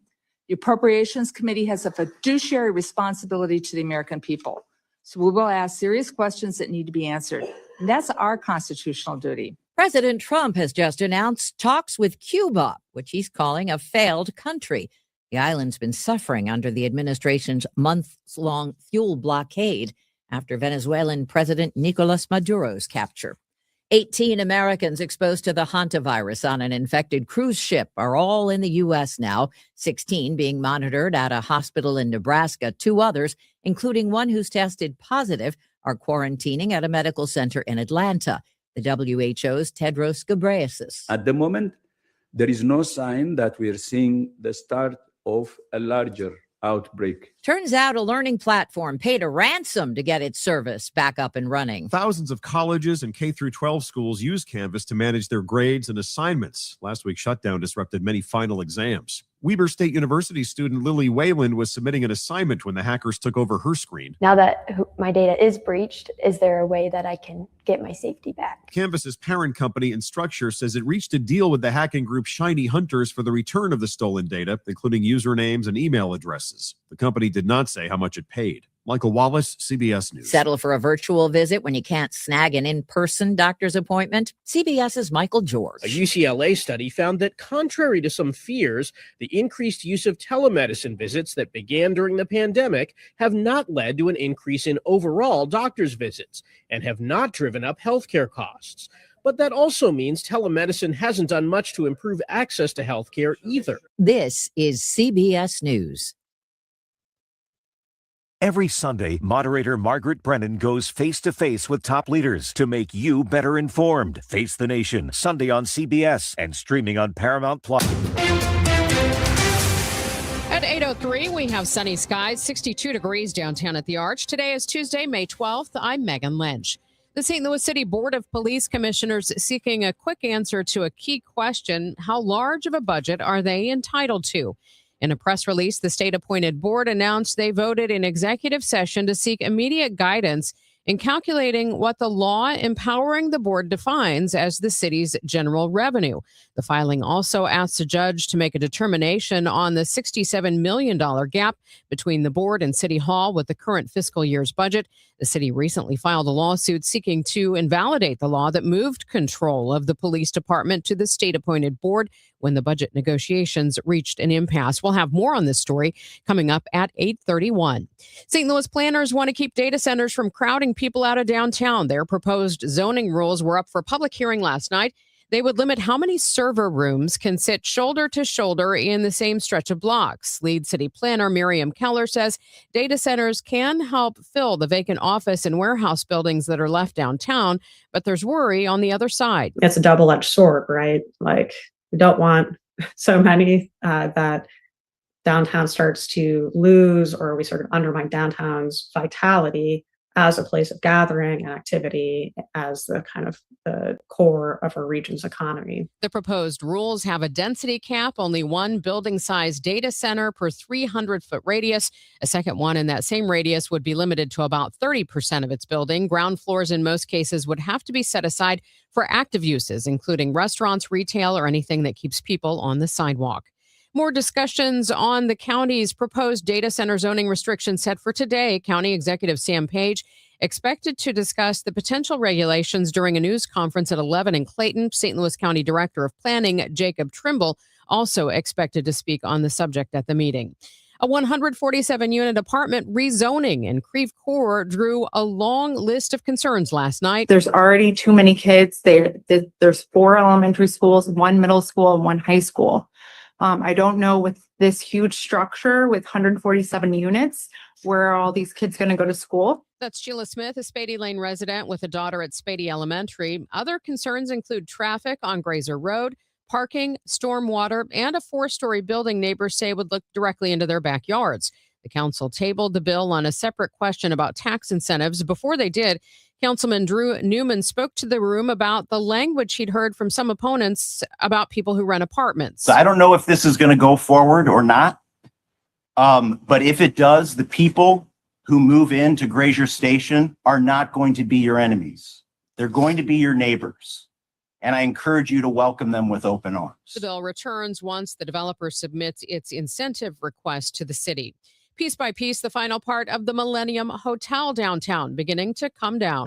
Well, the only part of the Millennium Hotel that is left standing is the main tower. And if you look at it from a distance, it doesn't look like all that much has been done to demolish the main tower. But that work is mostly going to happen on the interior of the hotel, as it'll be disassembled from the top bottom. And they're going to be taking the pieces that they take apart from the hotel and chucking them down the elevator shaft. Now, they are constructing some lifts that will encircle the hotel, and that's mostly to catch any debris that might fall on the exterior of the hotel while they're taking it apart. But part of the reason I've been told that they can't just blow it up and bring it straight down is not just the asbestos that they found in there, but also the close proximity of neighboring buildings, and that an explosion to take down the main tower could blow out the glass from those buildings.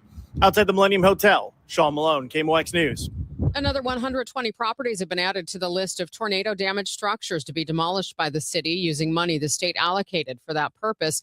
As many as 1,600 properties may eventually make the list. According to the city's recovery office, 36 demolitions are underway or complete. About 75% of those properties were vacant or condemned before the tornado hit. From the KMOX business desk, the out-of-town owners of an historic Washington Avenue building stepped up to pay their delinquent tax bill. Due to that, now the Curley building is off the list for an upcoming city land tax sale. The Curley building opened in 1899 as the Curley Clothing Factory when the street was the city's garment district. It's now 8:08, traffic and weather in 2 minutes. When it comes to family law, a lot has changed in recent years, so assumptions can be costly. If you see or sense a change coming in your family life that could have legal implications, it's important to know where you stand. Getting good legal advice early is never a bad idea. I'm Joe Cordell of Cordell & Cordell. If you or anyone you know is facing a family law issue, start with a consultation. Visit CordellCordell.com. The choice of a lawyer is an important decision and should not be based solely upon advertisements. 600 Kelwood, St. Louis. Spring is here. Hi, this is Tim Gamma. And I'm Tom Gamma. When it comes to tree care, call the name you can trust. Gamma Tree Experts, founded by our dad, Frank Gamma, in 1954. Frank will be 91 this year, and the third generation of Gammas have joined the business. Call our team of certified arborists to inspect your trees and shrubs today. Knowledge and quality are hallmarks of our reputation. Now in our 72nd year. For pruning, fertilization, and removal, call Gamma Tree Experts today or visit us at gammatree.com. Your trees deserve the best care. Hey guys, Glover here with my very, very good friend, Dr. Kathy Maupin at biobalancehealth.com. If you have reached that certain age and you're just not feeling very well and nothing's working the way it used to work, go see Dr. Kathy. She is not only a medical doctor, she is a patient of this bioidentical hormone replacement therapy. It absolutely works. It's a long-term solution. She is an artist when it comes to helping you with your hormones. Biobalancehealth.com for Dr. Kathy Maupin. What's more St. Louis than the historic Anheuser-Busch Brewery located in the heart of Soulard? A visit to the brewery is a perfect way to kick off your summer in St. Louis, and there's something for everyone. Walk the historic grounds and see where Budweiser has been brewed for 150 years. Enjoy a day fresh beer and meet the world-renowned Budweiser Clydesdales in their historic stables. There's nothing quite like a visit to your hometown brewery. Reserve your tickets today at BudweiserTours.com. This hour of Total Information AM is sponsored by Gamma Tree Experts. Debbie Monterrey, Megan Lynch, Tom Ackerman. Total Information AM on 104.1 FM, KMOX. 8:10 at Total Information AM here on KMOX, and it looks like we've still got a lot of slow going on the roads. Let's get the latest from Roger Brand in the Overhead Door Company of St. Louis Traffic Center. Yeah, pretty heavy backup still, Megan. Unfortunately, we had troubles on 270. We're still bumper to bumper, basically north of Tesson Ferry, almost all the way up to Manchester, and then it's slow to Ladue on North 270. South 270 is faring a lot better. A brief backup at 364, then slow through Olive, then it starts opening up after that. Eastbound Highway 70, east at 94 to the Rock Road, that's still slow. Eastbound 64. Through the Chesterfield Parkways is busy. From Lindbergh into Big Bend is heavy. Westbound 64 Hampton to Hanley, typical slowdowns. Just a couple of busy spots. South 170 Airport Road down to 70 through Olive or Page and Olive. And then after that, it's not so bad. If you're on northbound 55 down south, it's clear. Still a backup from the Union Road overpass up to Virginia. It's slow from the 55 merge point over to the Poplar. Westbound 64 is still busy, 50 through 159. And from Baugh Avenue over to 3rd Street back because of a recent crash. Eastbound 64, a short jam through 255 as well. Next update at 8:20 from the Overhead Door Company of St. Louis Traffic Center. A good deal of sunshine today, breezy and quite warm this afternoon, high 84. It'll cloud up early tonight with a thunderstorm crossing the air. There can be some gusty winds and a downpour with any thunderstorm.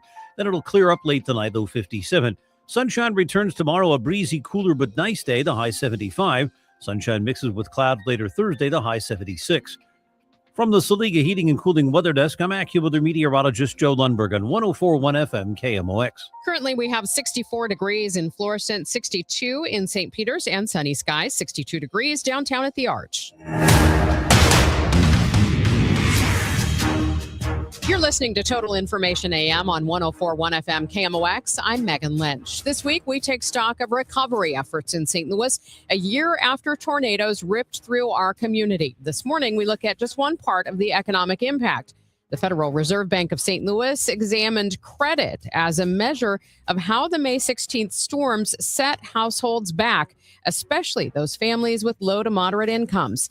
Nishesh Chalise is the senior manager of the St. Louis Fed's Community Development Research Team. When the tornado struck St. Louis nearly a year ago, we wanted to understand how the financial well-being of communities may have changed since then. You know, disasters can create a lot of disruption in people's lives, and financial indicators can provide a really good signal of the severity of that disruption. So we did find some interesting trends. If you look at the trends for low to moderate income communities that were affected by the tornado, you can see a decline in credit card balance towards the end of 2024. And then beginning of 2025, it begins to increase, especially in the latter half of the year. Now, when we are looking at numbers, between the beginning and end of 2025, credit card balance for LMI communities that were affected by the tornado increased by 6.8%, which is about $321. And compare that with LMI communities, but that were not affected by the tornado, the increase in credit card balance was 4.2%, which is around $195. Now, that's not a huge increase, but we do see some changes. Again, we also looked at credit card delinquency. This really gives us an idea about households that are really not doing well because they cannot even pay the minimum amount of what is owed in their credit card statement. So again, when we look at LMI communities that were affected by the tornado, delinquency rate increased by 2.8%. Whereas LMI communities that were nearby but not affected by the tornado, delinquency rate did not change in 2025 at all.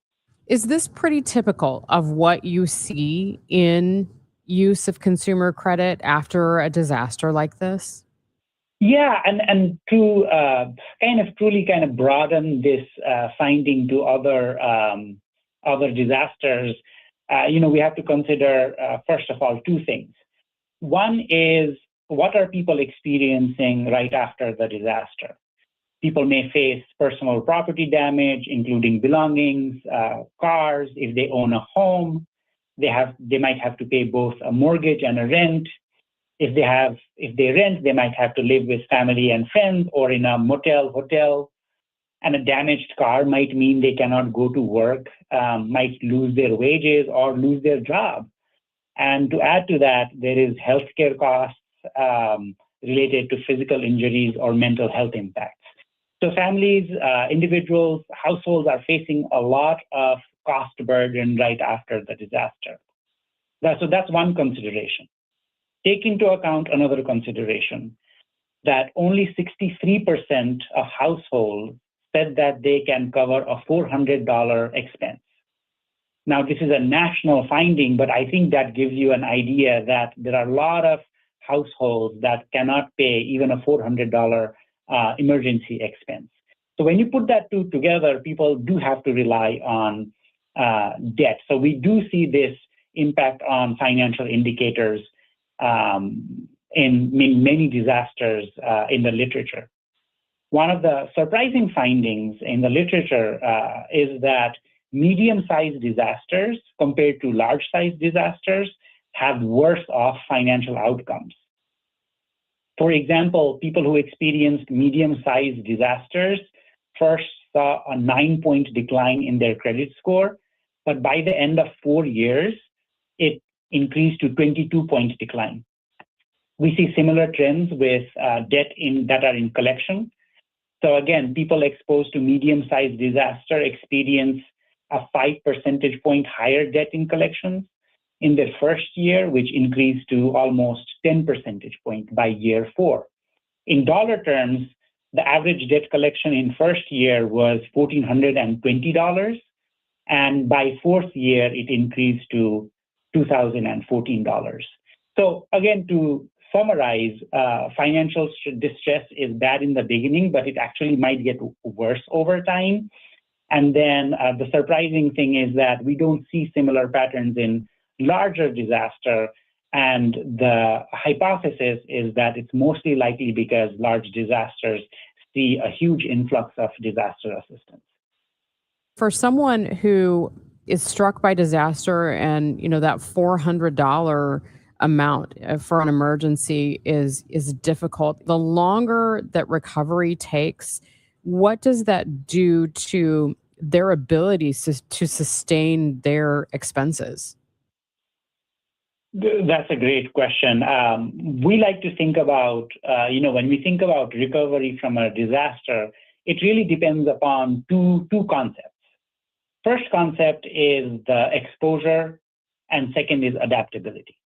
What does exposure mean? So exposure really means what is the severity of the disaster, how big the disaster was, how close you were to the disaster. So by that account, high exposure or big disasters will have harder recovery. But I just shared the evidence that medium-sized disasters have worse financial outcomes. So this is where the second concept of adaptability comes in. Adaptability refers to how you adjust to that disaster or the disruption caused by disaster. And in this case, the more resources you have, the faster your recovery is. If you have savings, if you have friends and family that can help, if you have good insurance, if you get disaster relief money, or if there is eviction forbearance or mortgage forbearance, if you have a strong community that can mobilize resources, all these things can help you adapt to that disaster. But when you don't have these resources, which is very true for many low-income households, you get trapped in this vicious cycle where you first depend upon a little bit of debt. Maybe you cannot repay it all because you are losing wages, because you cannot go to work yet. You go into collections, your credit score gets ruined, your interest gets higher, and maybe going to payday loans might be your only option left. And so forget about recovery. The evidence suggests that people can end up in worse situation than before. Yeah, it sounds like it just snowballs. And then I have to wonder, when we go beyond just the individual level, when this has hit a neighborhood and a region, what does this do to maybe like the hyper local and then the broader regional economy? Yeah, I think especially with disasters that are concentrated, it's very easy to think about only that neighborhood is impacted or that side of the city is impacted. What ends up happening is that as people take longer and longer time to recover, they have a harder time participating and contributing to the economy. And if things don't get better, they might decide to leave that neighborhood or that city altogether. And all of this adds to constraints for economic growth, and that can impact everybody else. So the faster for the people recover from the disaster, it's not only good for those households, but it's good for that whole region as well. That's Nishesh Chalasay with the Federal Reserve Bank of St. Louis on the Quiver River Electric Guest Line. Let's get the latest on the roads with Roger Brand. He's in the Overhead Door Company of St. Louis Traffic Center. Well, North 270 is getting better, Megan, but we still have heavy traffic. I mean, it's bogged down north of Tesson Ferry, jam from Gravel up to about Big Bend, and remains slow all the way up to Ladue. South 270 is pretty well thinned out. I mean, it's a little busy at Ladue, but not that big of a deal. Eastbound Highway 70, 5th Street into the Rock Road, there's a few slowdowns. 64 through Prospect backs up briefly. Still Antiguns to Clarkson's kind of busy, and Spady in through the Interbelt's heavy. South 170, south of Page to 64, there's a couple of slowdowns. Westbound 64. Hampton headed out to Hanley. Some of that's bumper to bumper, that Bellevue, Big Bend area. Northbound 55, you've got slow stuff from Bayless up to about Loughborough. 44 eastbound past the bridges downtown's heavy. Westbound 64 slow. 50 through 159. Still a backup. We had an incident near 3rd Street earlier, so it's still backed up on 55, 70, and 64 to that. And there's also a crash now, westbound 64 at 25th Street, causing backup pretty close to 111. Next update at 8:30 from the Overhead Door Company of St. Louis Traffic Center. And checking that forecast for today, mostly sunny, breezy, very warm this afternoon. We're expecting a high around 84 degrees. For tonight, mostly cloudy early with thunderstorm possible in places, an overnight low of 57. And then plenty of sunshine tomorrow, breezy and pleasant with a high of 75. Right now, we have sunshine, 62 degrees downtown at the Arch. Brought to you by Eamon Gantner and Capriano, yourestateMatters.com. Hi, Margaret with Eamon Gantner and Capriano. Before you packed your child off to college, did you get a power of attorney for them? Eamon Gantner and Capriano, yourestateMatters.com. The choice of an attorney is an important decision and shouldn't be based solely on advertising. When it comes to transforming your backyard, make sure you call the place with the best reputation and one with a true record of 60 years almost of satisfaction from thousands of people around the region. That is Chesterfield Fence and Deck, the trusted fence and deck company in the region. And they've been around, as I said, for more than 60 years, delivering durable, expertly crafted fences, decks, pergolas, patios, sunrooms, and so much more. And they tailor every project to your unique needs and lifestyle. You can visit them in the Chesterfield Valley. They have a beautiful showroom where they'll come to you with in-home design that is free in-home estimates. They aim to please, and they offer you a true value in that the work will be quality and will last for years to come. Mention me, Debbie Monterrey, and they'll give you 48 months interest-free financing. It's Chesterfield Fence and Deck, the sign you have the very best. ChesterfieldFence.com. Attention all dog owners. If you have ever listened to the radio or TV for any length of time, you've probably heard of America's #1 dog supplement, Rough Greens. Greetings, naturopathic Dr. Dennis Black, Amazon best-selling author and founder of Rough Greens here. And if your dog suffers from bad breath, itchy skin, licking paws, joint pain, or low energy, the truth is their food is probably to blame. You see, all commercial dog food is dead food. That's why I created Rough Greens.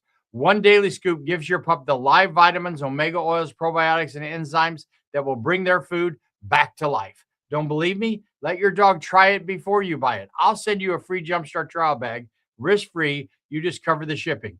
Go to roughgreens.com. That's RUFFgreens.com. Use discount code NEWS. Don't wait. Give your dog the gift of vibrant health. Order now. It'll be at your house in a few days. Go to roughgreens.com. That's RUFFgreens.com. Discount code NEWS for your free Jumpstart trial bag today. Rough Green. We make any dog food better. This is the story of the one. As a procurement manager for a hospital system, she keeps every facility in her network stocked and ready. That's why she counts on Grainger to be her single source for thousands of products, from disinfectants to lighting, air filters, and more. And with fast, dependable delivery, Grainger helps her keep every facility stocked, safe, and running smoothly. Call 1-800-GRAINGER, click Grainger.com, or just stop by. Grainger, for the ones who get it done. One of life's greatest mysteries has finally been solved. Who let the dogs out? Spruce, spruce, spruce. It's Spruce, the weed and grass killer that's safe for use around people, pets, and bees when used as directed. Spray the leaves for visible results in just 1 hour and dead weeds in just 1 day. You spray, they play. Spruce, pet friendly, weed deadly. Find wherever weed killers are sold. You're back with Total Information AM here on KMOX. I'm Megan Lynch. President Donald Trump is saying the Iran ceasefire is on life support. Let's get the latest now. CBS News military analyst, retired Army Colonel Jeff McCausland joins me on the Quiver River Electric Gas Line.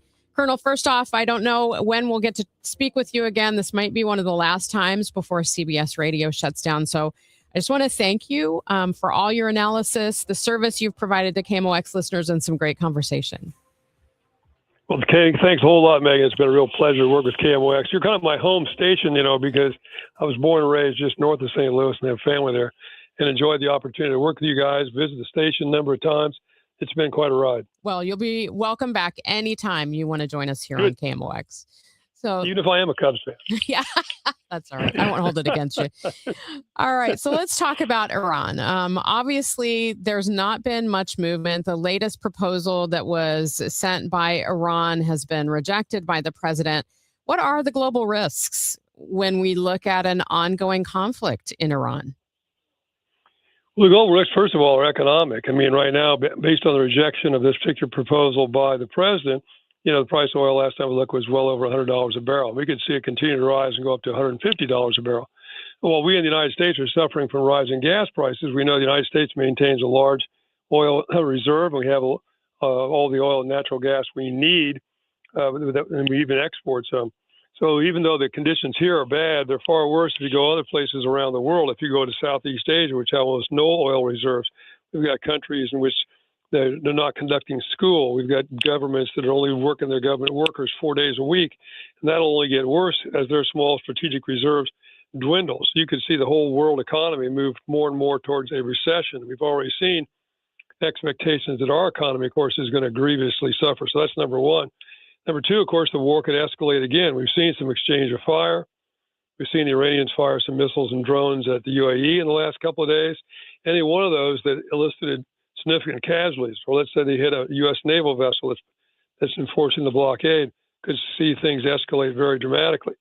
Then on top of that, number three, of course, we have the ongoing war in Lebanon, where almost 3,000 people have been killed, well over 1 million have been injured. Continue fighting between Israel and Hezbollah despite a ceasefire there. That continues to escalate. And then last but not least, of course, it'll be a major topic as President Trump travels in the next day or so to China with Xi Jinping, and may be fundamental to trying to resolve some very knotty issues between the United States and China as well on trade, North Korea, AI, etc. Have we allowed enough time for diplomacy to work with Iran?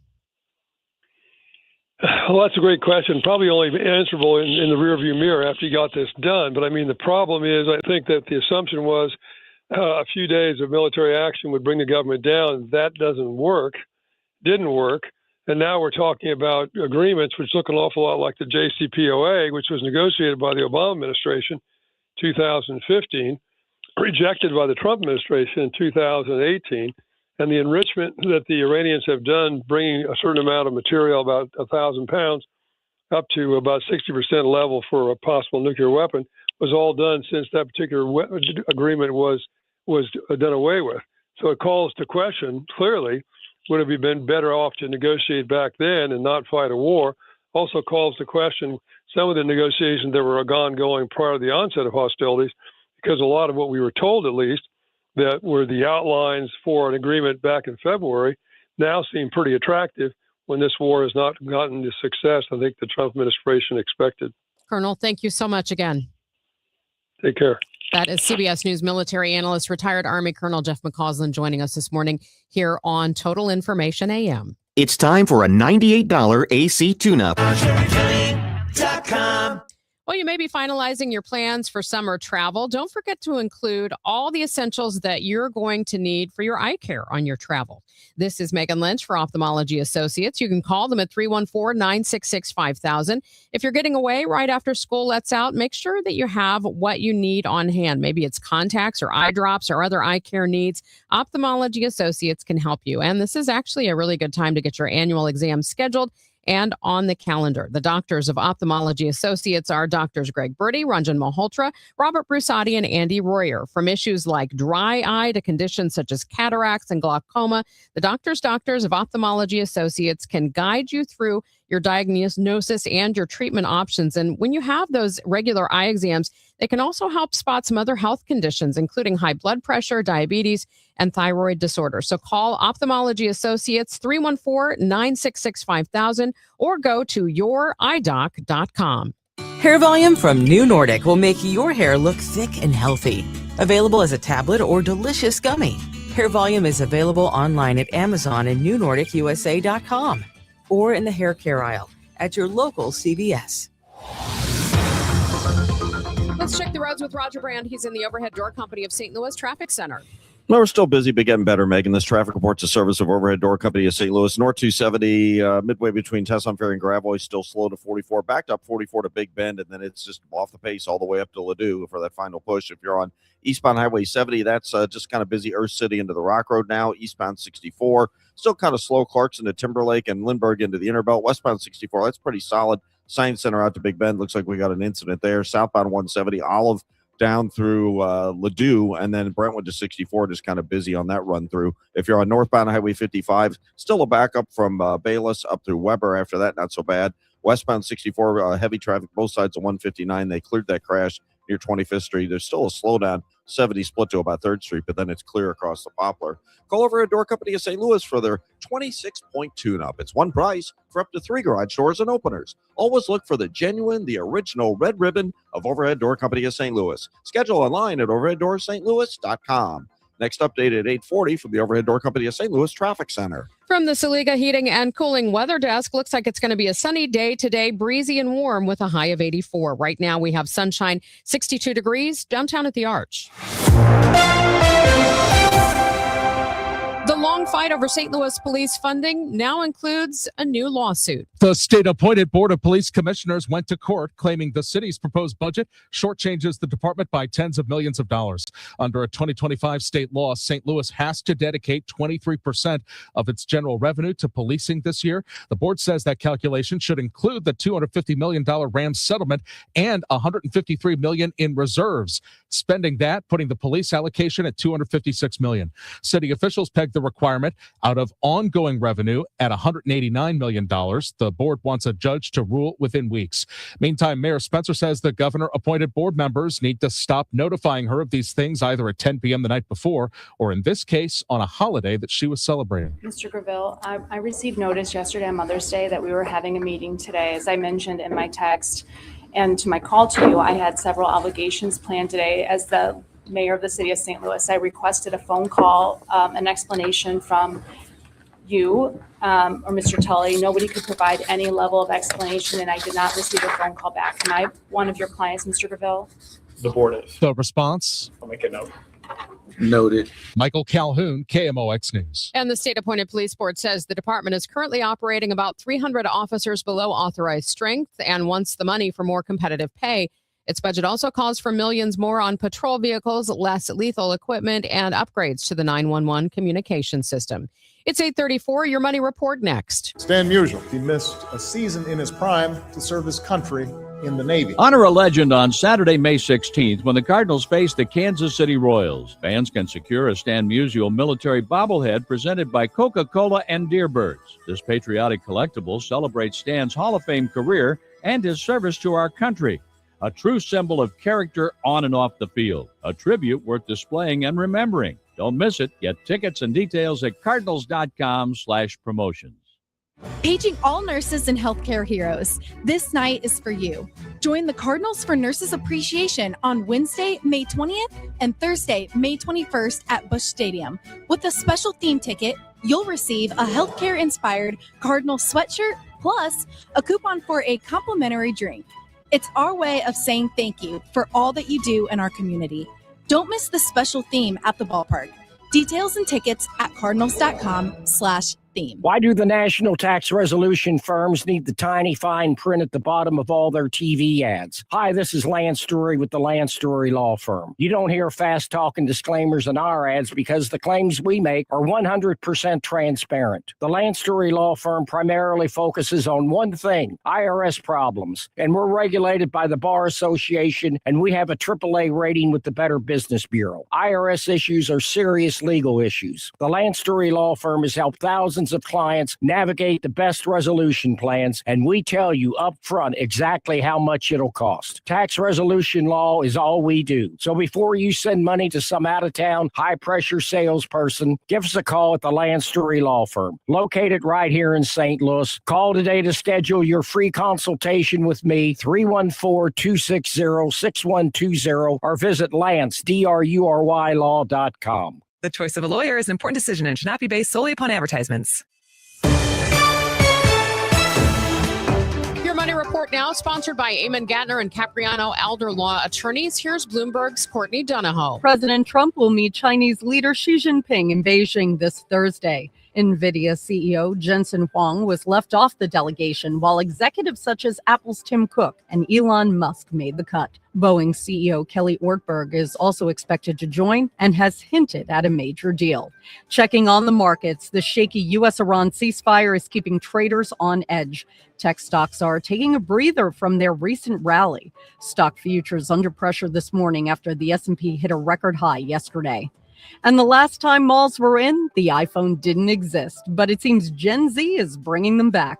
Mall owner Simon Property Group says teens and tweens are visiting their malls, driving traffic at their shopping centers. The company says that it's investing in updates at select properties and helping to make them more enticing to younger shoppers. Simon also adds that new brands that target young consumers are opening mall stores. Courtney Donahoe, Bloomberg Radio. So we've had news that locally home sales seem to be heating up compared to last year. And then we've had news that nationally things are looking not so good. But you know what? If you're selling a home, none of that matters to you. What matters is you need to sell your home. So what you need is the best agent working for you to sell your home quickly and for the most money. And that agent is Gloria Liu of Your Home Sold Guaranteed Realty. Guaranteed is a key word because a lot of agents can't pivot when the markets change and when things look a little strange, but Gloria Liu sells hundreds of homes a year. She guarantees it that she'll sell your home at a price and time frame acceptable to you, or she will buy your home herself so you know your home is sold. Gloria Liu will sell your home at 100% of market value, or she'll pay you the difference. She is that confident that she'll sell your home, that she'll guarantee it in writing.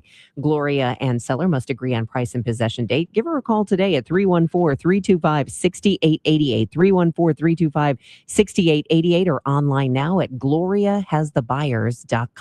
Spring and summer air should feel fresh, not full of dust, allergens, and whatever winter left behind in your vents. Your air ducts are the lungs of your home, and if they're dirty, they're breathing it in every day. That's where Zero Res comes in, backed by over thousands of Google reviews and a 4.9 rating. This month, only get a whole system air duct cleaned for just $599. That's cleaner air, better efficiency, and a fresher home guaranteed. 314-474-2020 or ZeroResSTL.com. I'm John Morgan. There are many reasons to hire Morgan & Morgan for your injury case. Reason number 3. First, all lawyers are not the same. If my family had an injury case and I couldn't hire us, there are only about 3 to 4% of the lawyers out there that I would hire. And here's why. Most of them rarely, if ever, go to trial. They just take the last best offer. Hell, you can do that yourself. Do this. If you're looking for a lawyer, Google Morgan & Morgan results and see what comes up. It may shock you. Then Google the firm you're thinking of hiring and do the same. That may shock you as well. We became the largest injury firm in the world for a reason. We won a lot. $30 billion and counting. Morgan & Morgan, or thepeople.com. Who would I hire? I'd hire us. The choice of a lawyer is an important decision and should not be based solely upon advertisements. Past results afford no guarantee of future results. Every case is different and must be judged on its own merits. Glover here for my friends at Cantor Injury Law. Cantor is local, and we're here doing the work every day. We're right here in St. Louis, and we're ready to fight for you. CantorInjuryLaw.com or call 314-628-9999. The choice of a lawyer is an important decision and should not be solely based on advertisements. This is 104.1 FM KMOX. Here's what's happening. The last remaining passengers on a cruise ship hit by a deadly hantavirus outbreak have disembarked and boarded flights to more than 20 countries to enter quarantine. The global maritime industry facing a looming shortage of fuel due to the Iran war. About 80% of globally traded goods are transported by sea. And the company behind the online learning system Canvas says it's reached a deal with hackers to delete data stolen in a cyber attack.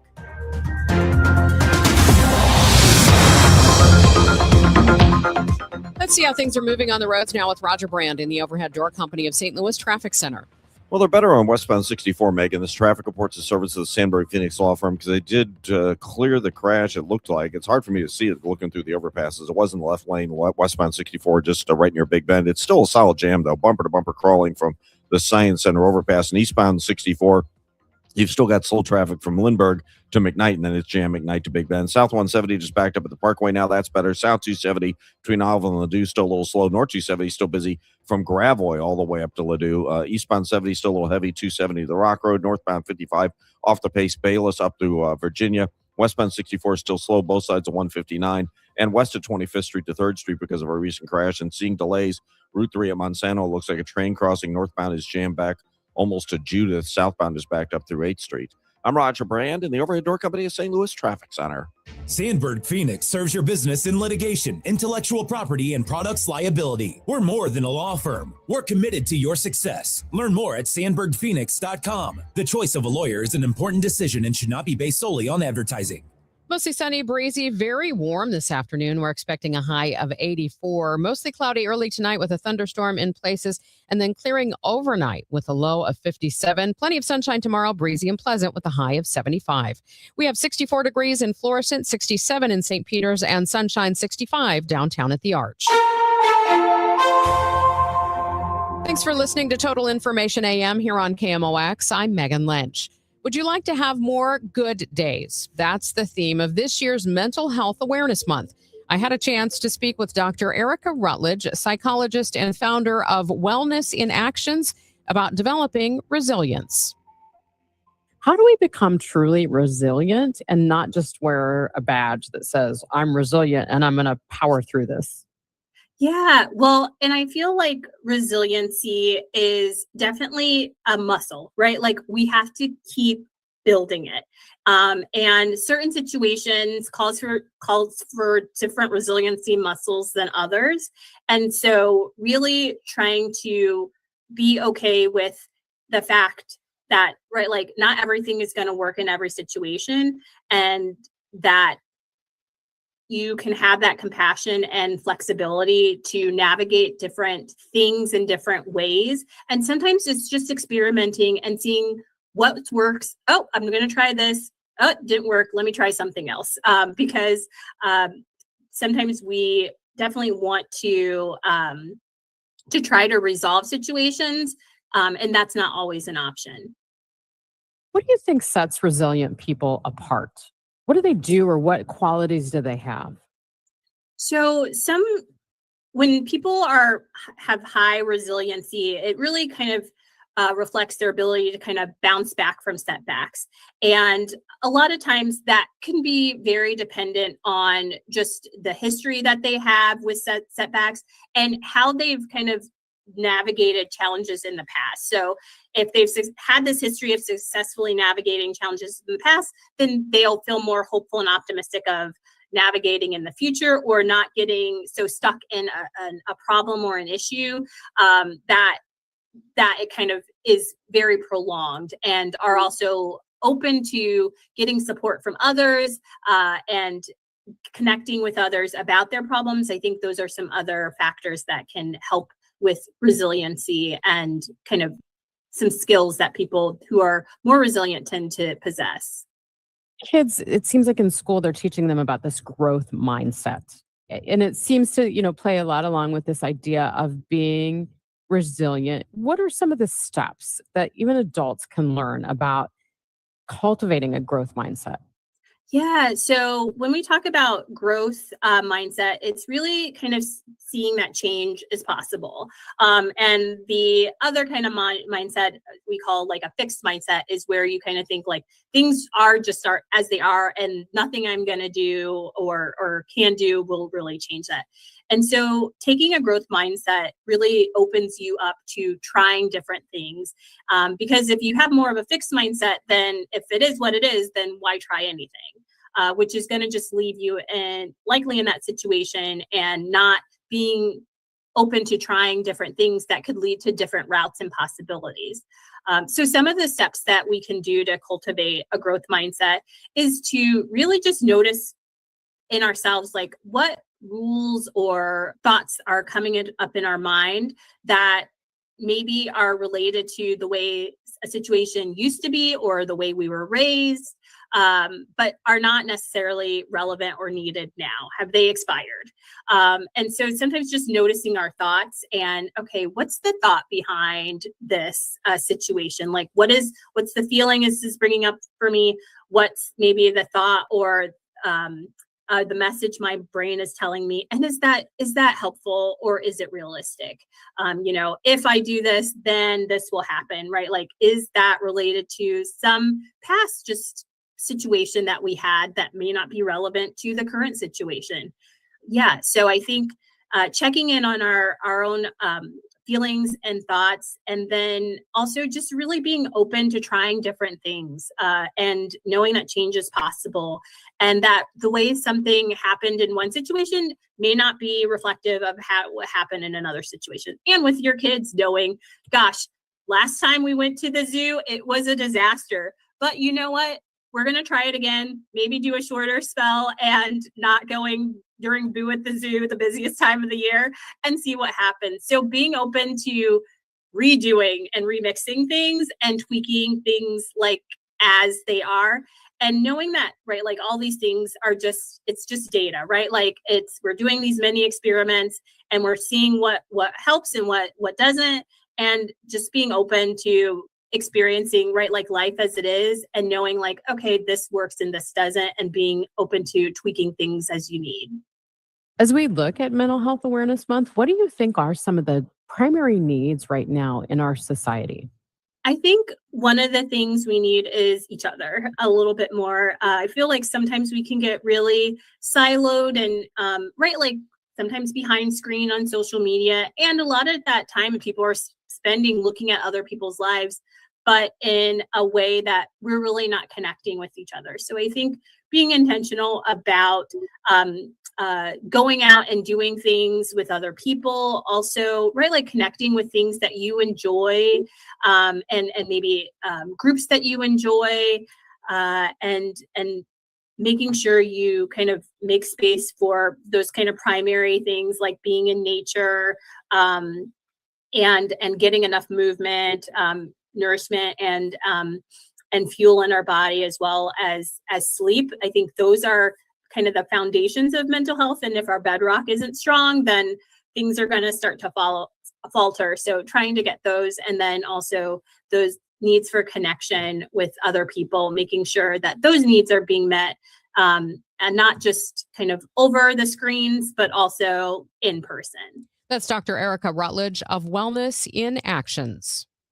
I'm Joe Pott. This is KMOX, the voice of St. Louis. Hey, this is Tom Ackerman. What's more St. Louis than the historic Anheuser-Busch Brewery located in the heart of Soulard? A visit to the brewery is a perfect way to kick off your summer in St. Louis, and there's something for everyone. Walk the historic grounds and see where Budweiser has been brewed for 150 years. Enjoy a day fresh beer and meet the world-renowned Budweiser Clydesdales in their historic stables. Budweiser and Anheuser-Busch, they are a part of St. Louis history, and so are the Clydesdales. And you can have a great time with a visit to those historic grounds. There's nothing quite like a visit to your hometown brewery. Reserve your tickets today at BudweiserTours.com. That's BudweiserTours.com. And bring your friends too when they come into town this summer, the historic Anheuser-Busch Brewery in St. Louis. Kick off summer this Memorial Day with Artistic Decks. We're celebrating with American-style value and rolling back prices on every precision-built deck. Get the backyard you've always wanted. Call 314-280-0821. Artistic Decks, making dreams affordable. On Saturday, May 16th, join KMOX and Grassroots Redeeming Love in commemorating 1 year since the historic EF3 tornado that devastated North St. Louis with a short morning of service. Volunteers will meet in the Kingsway East neighborhood from 9 to 11 to help clear tree limbs and trash. If interested in RSVPing for the cleanup or interested in donating to the effort, go to KMOX.com/events for more information. Broadcasting from the Scott Credit Union Studio, 104.1 FM KMOX.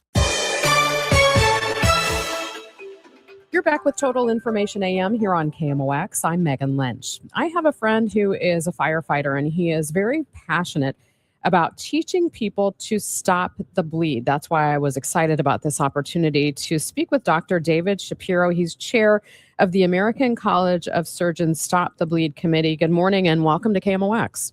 Good morning, Megan. Thank you for having us. I did not realize that this kind of training was something that the average person could do. Why is this so important for people to learn about? This is a great question to start off with. Stop the bleed is important because bleeding is the number one preventable cause of death after injury.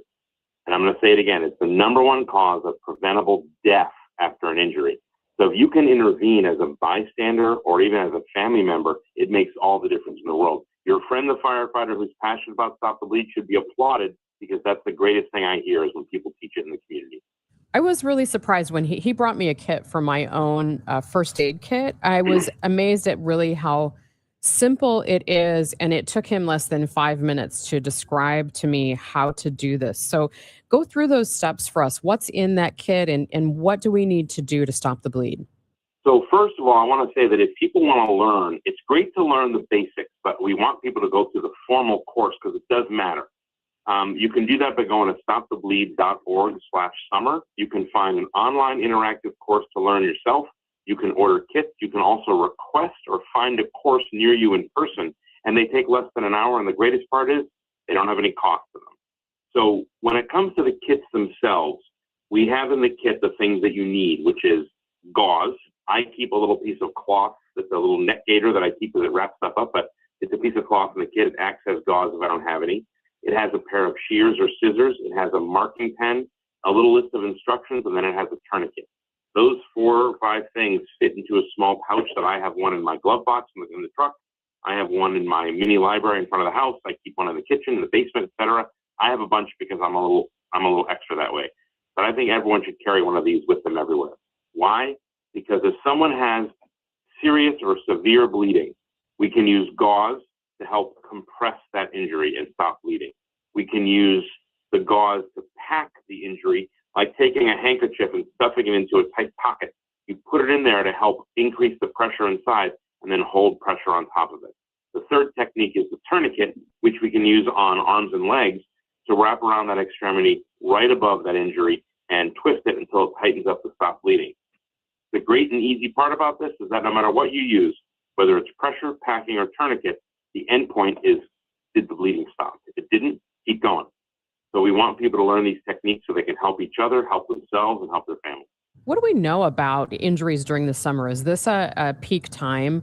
Absolutely. So summer is, we have trauma year-round. People injure themselves or get injured year-round. And I'm an accident-prone guy. I know it's happened to me around the clock, so to speak. But summer is what we refer to as trauma season, because people are spending time outdoors. They're doing things that are like activities that they have risk of injury, like they are boating, they're doing lawn care, they're hiking, they're camping, they're going on their ATVs or their bicycles. They're doing things when the weather's nice because they can take advantage of it. It's the time when we have scouting excursions and Girl Scout cookies being sold and people walking in the street because it's nice outside. All these things put us at risk. It's important to still live your life and do what you want, but know that the risk is there and we can help treat people if we can't prevent it. Dr. Shapiro, I've seen some products that purport to help stop the bleed even more. They're like little packs. What should we know about those? So there's a variety of products out there. And these days, there's probably 30 or 40 different brands and topics. And the important thing to know is that the simplest thing that you can use is a piece of cloth as a piece of gauze. And that can be a ripped t-shirt. It can be a greasy old sock in the garage. Doesn't matter if it's dirty. We have antibiotics to treat infections. Just use what you can to help stop bleeding. These products that are out there are a variety of materials, and they're all taking advantage of our body's ability to create blood clots. And if it's a powder, if it's the little tablet pack, if it's a gauze like one of these that is impregnated with a material called kaolin that allows the blood to clot faster, those are great. The problem is they're not all as accessible because they have an extra expense to them. So do you need them? No. Is it great to have? Absolutely. You can find those kits with multiple types of material in them on the stopthebleed.org/summer website. You can learn the technique there. You can arrange a course and find a course, and you can also buy the kits there with or without these materials. Those materials are important, but they're not the requirement. All right, that is Dr. David Shapiro. He is chair of the American College of Surgeons Stop the Bleed Committee, joining us this morning on the Quiver River Electric Gas Line. Thank you so much. Thank you so much, Megan. Time now for today's Spotlight on Health Trends, sponsored by University of Maryland Global Campus. Turn off the lights at night. A small nightlight is okay, but now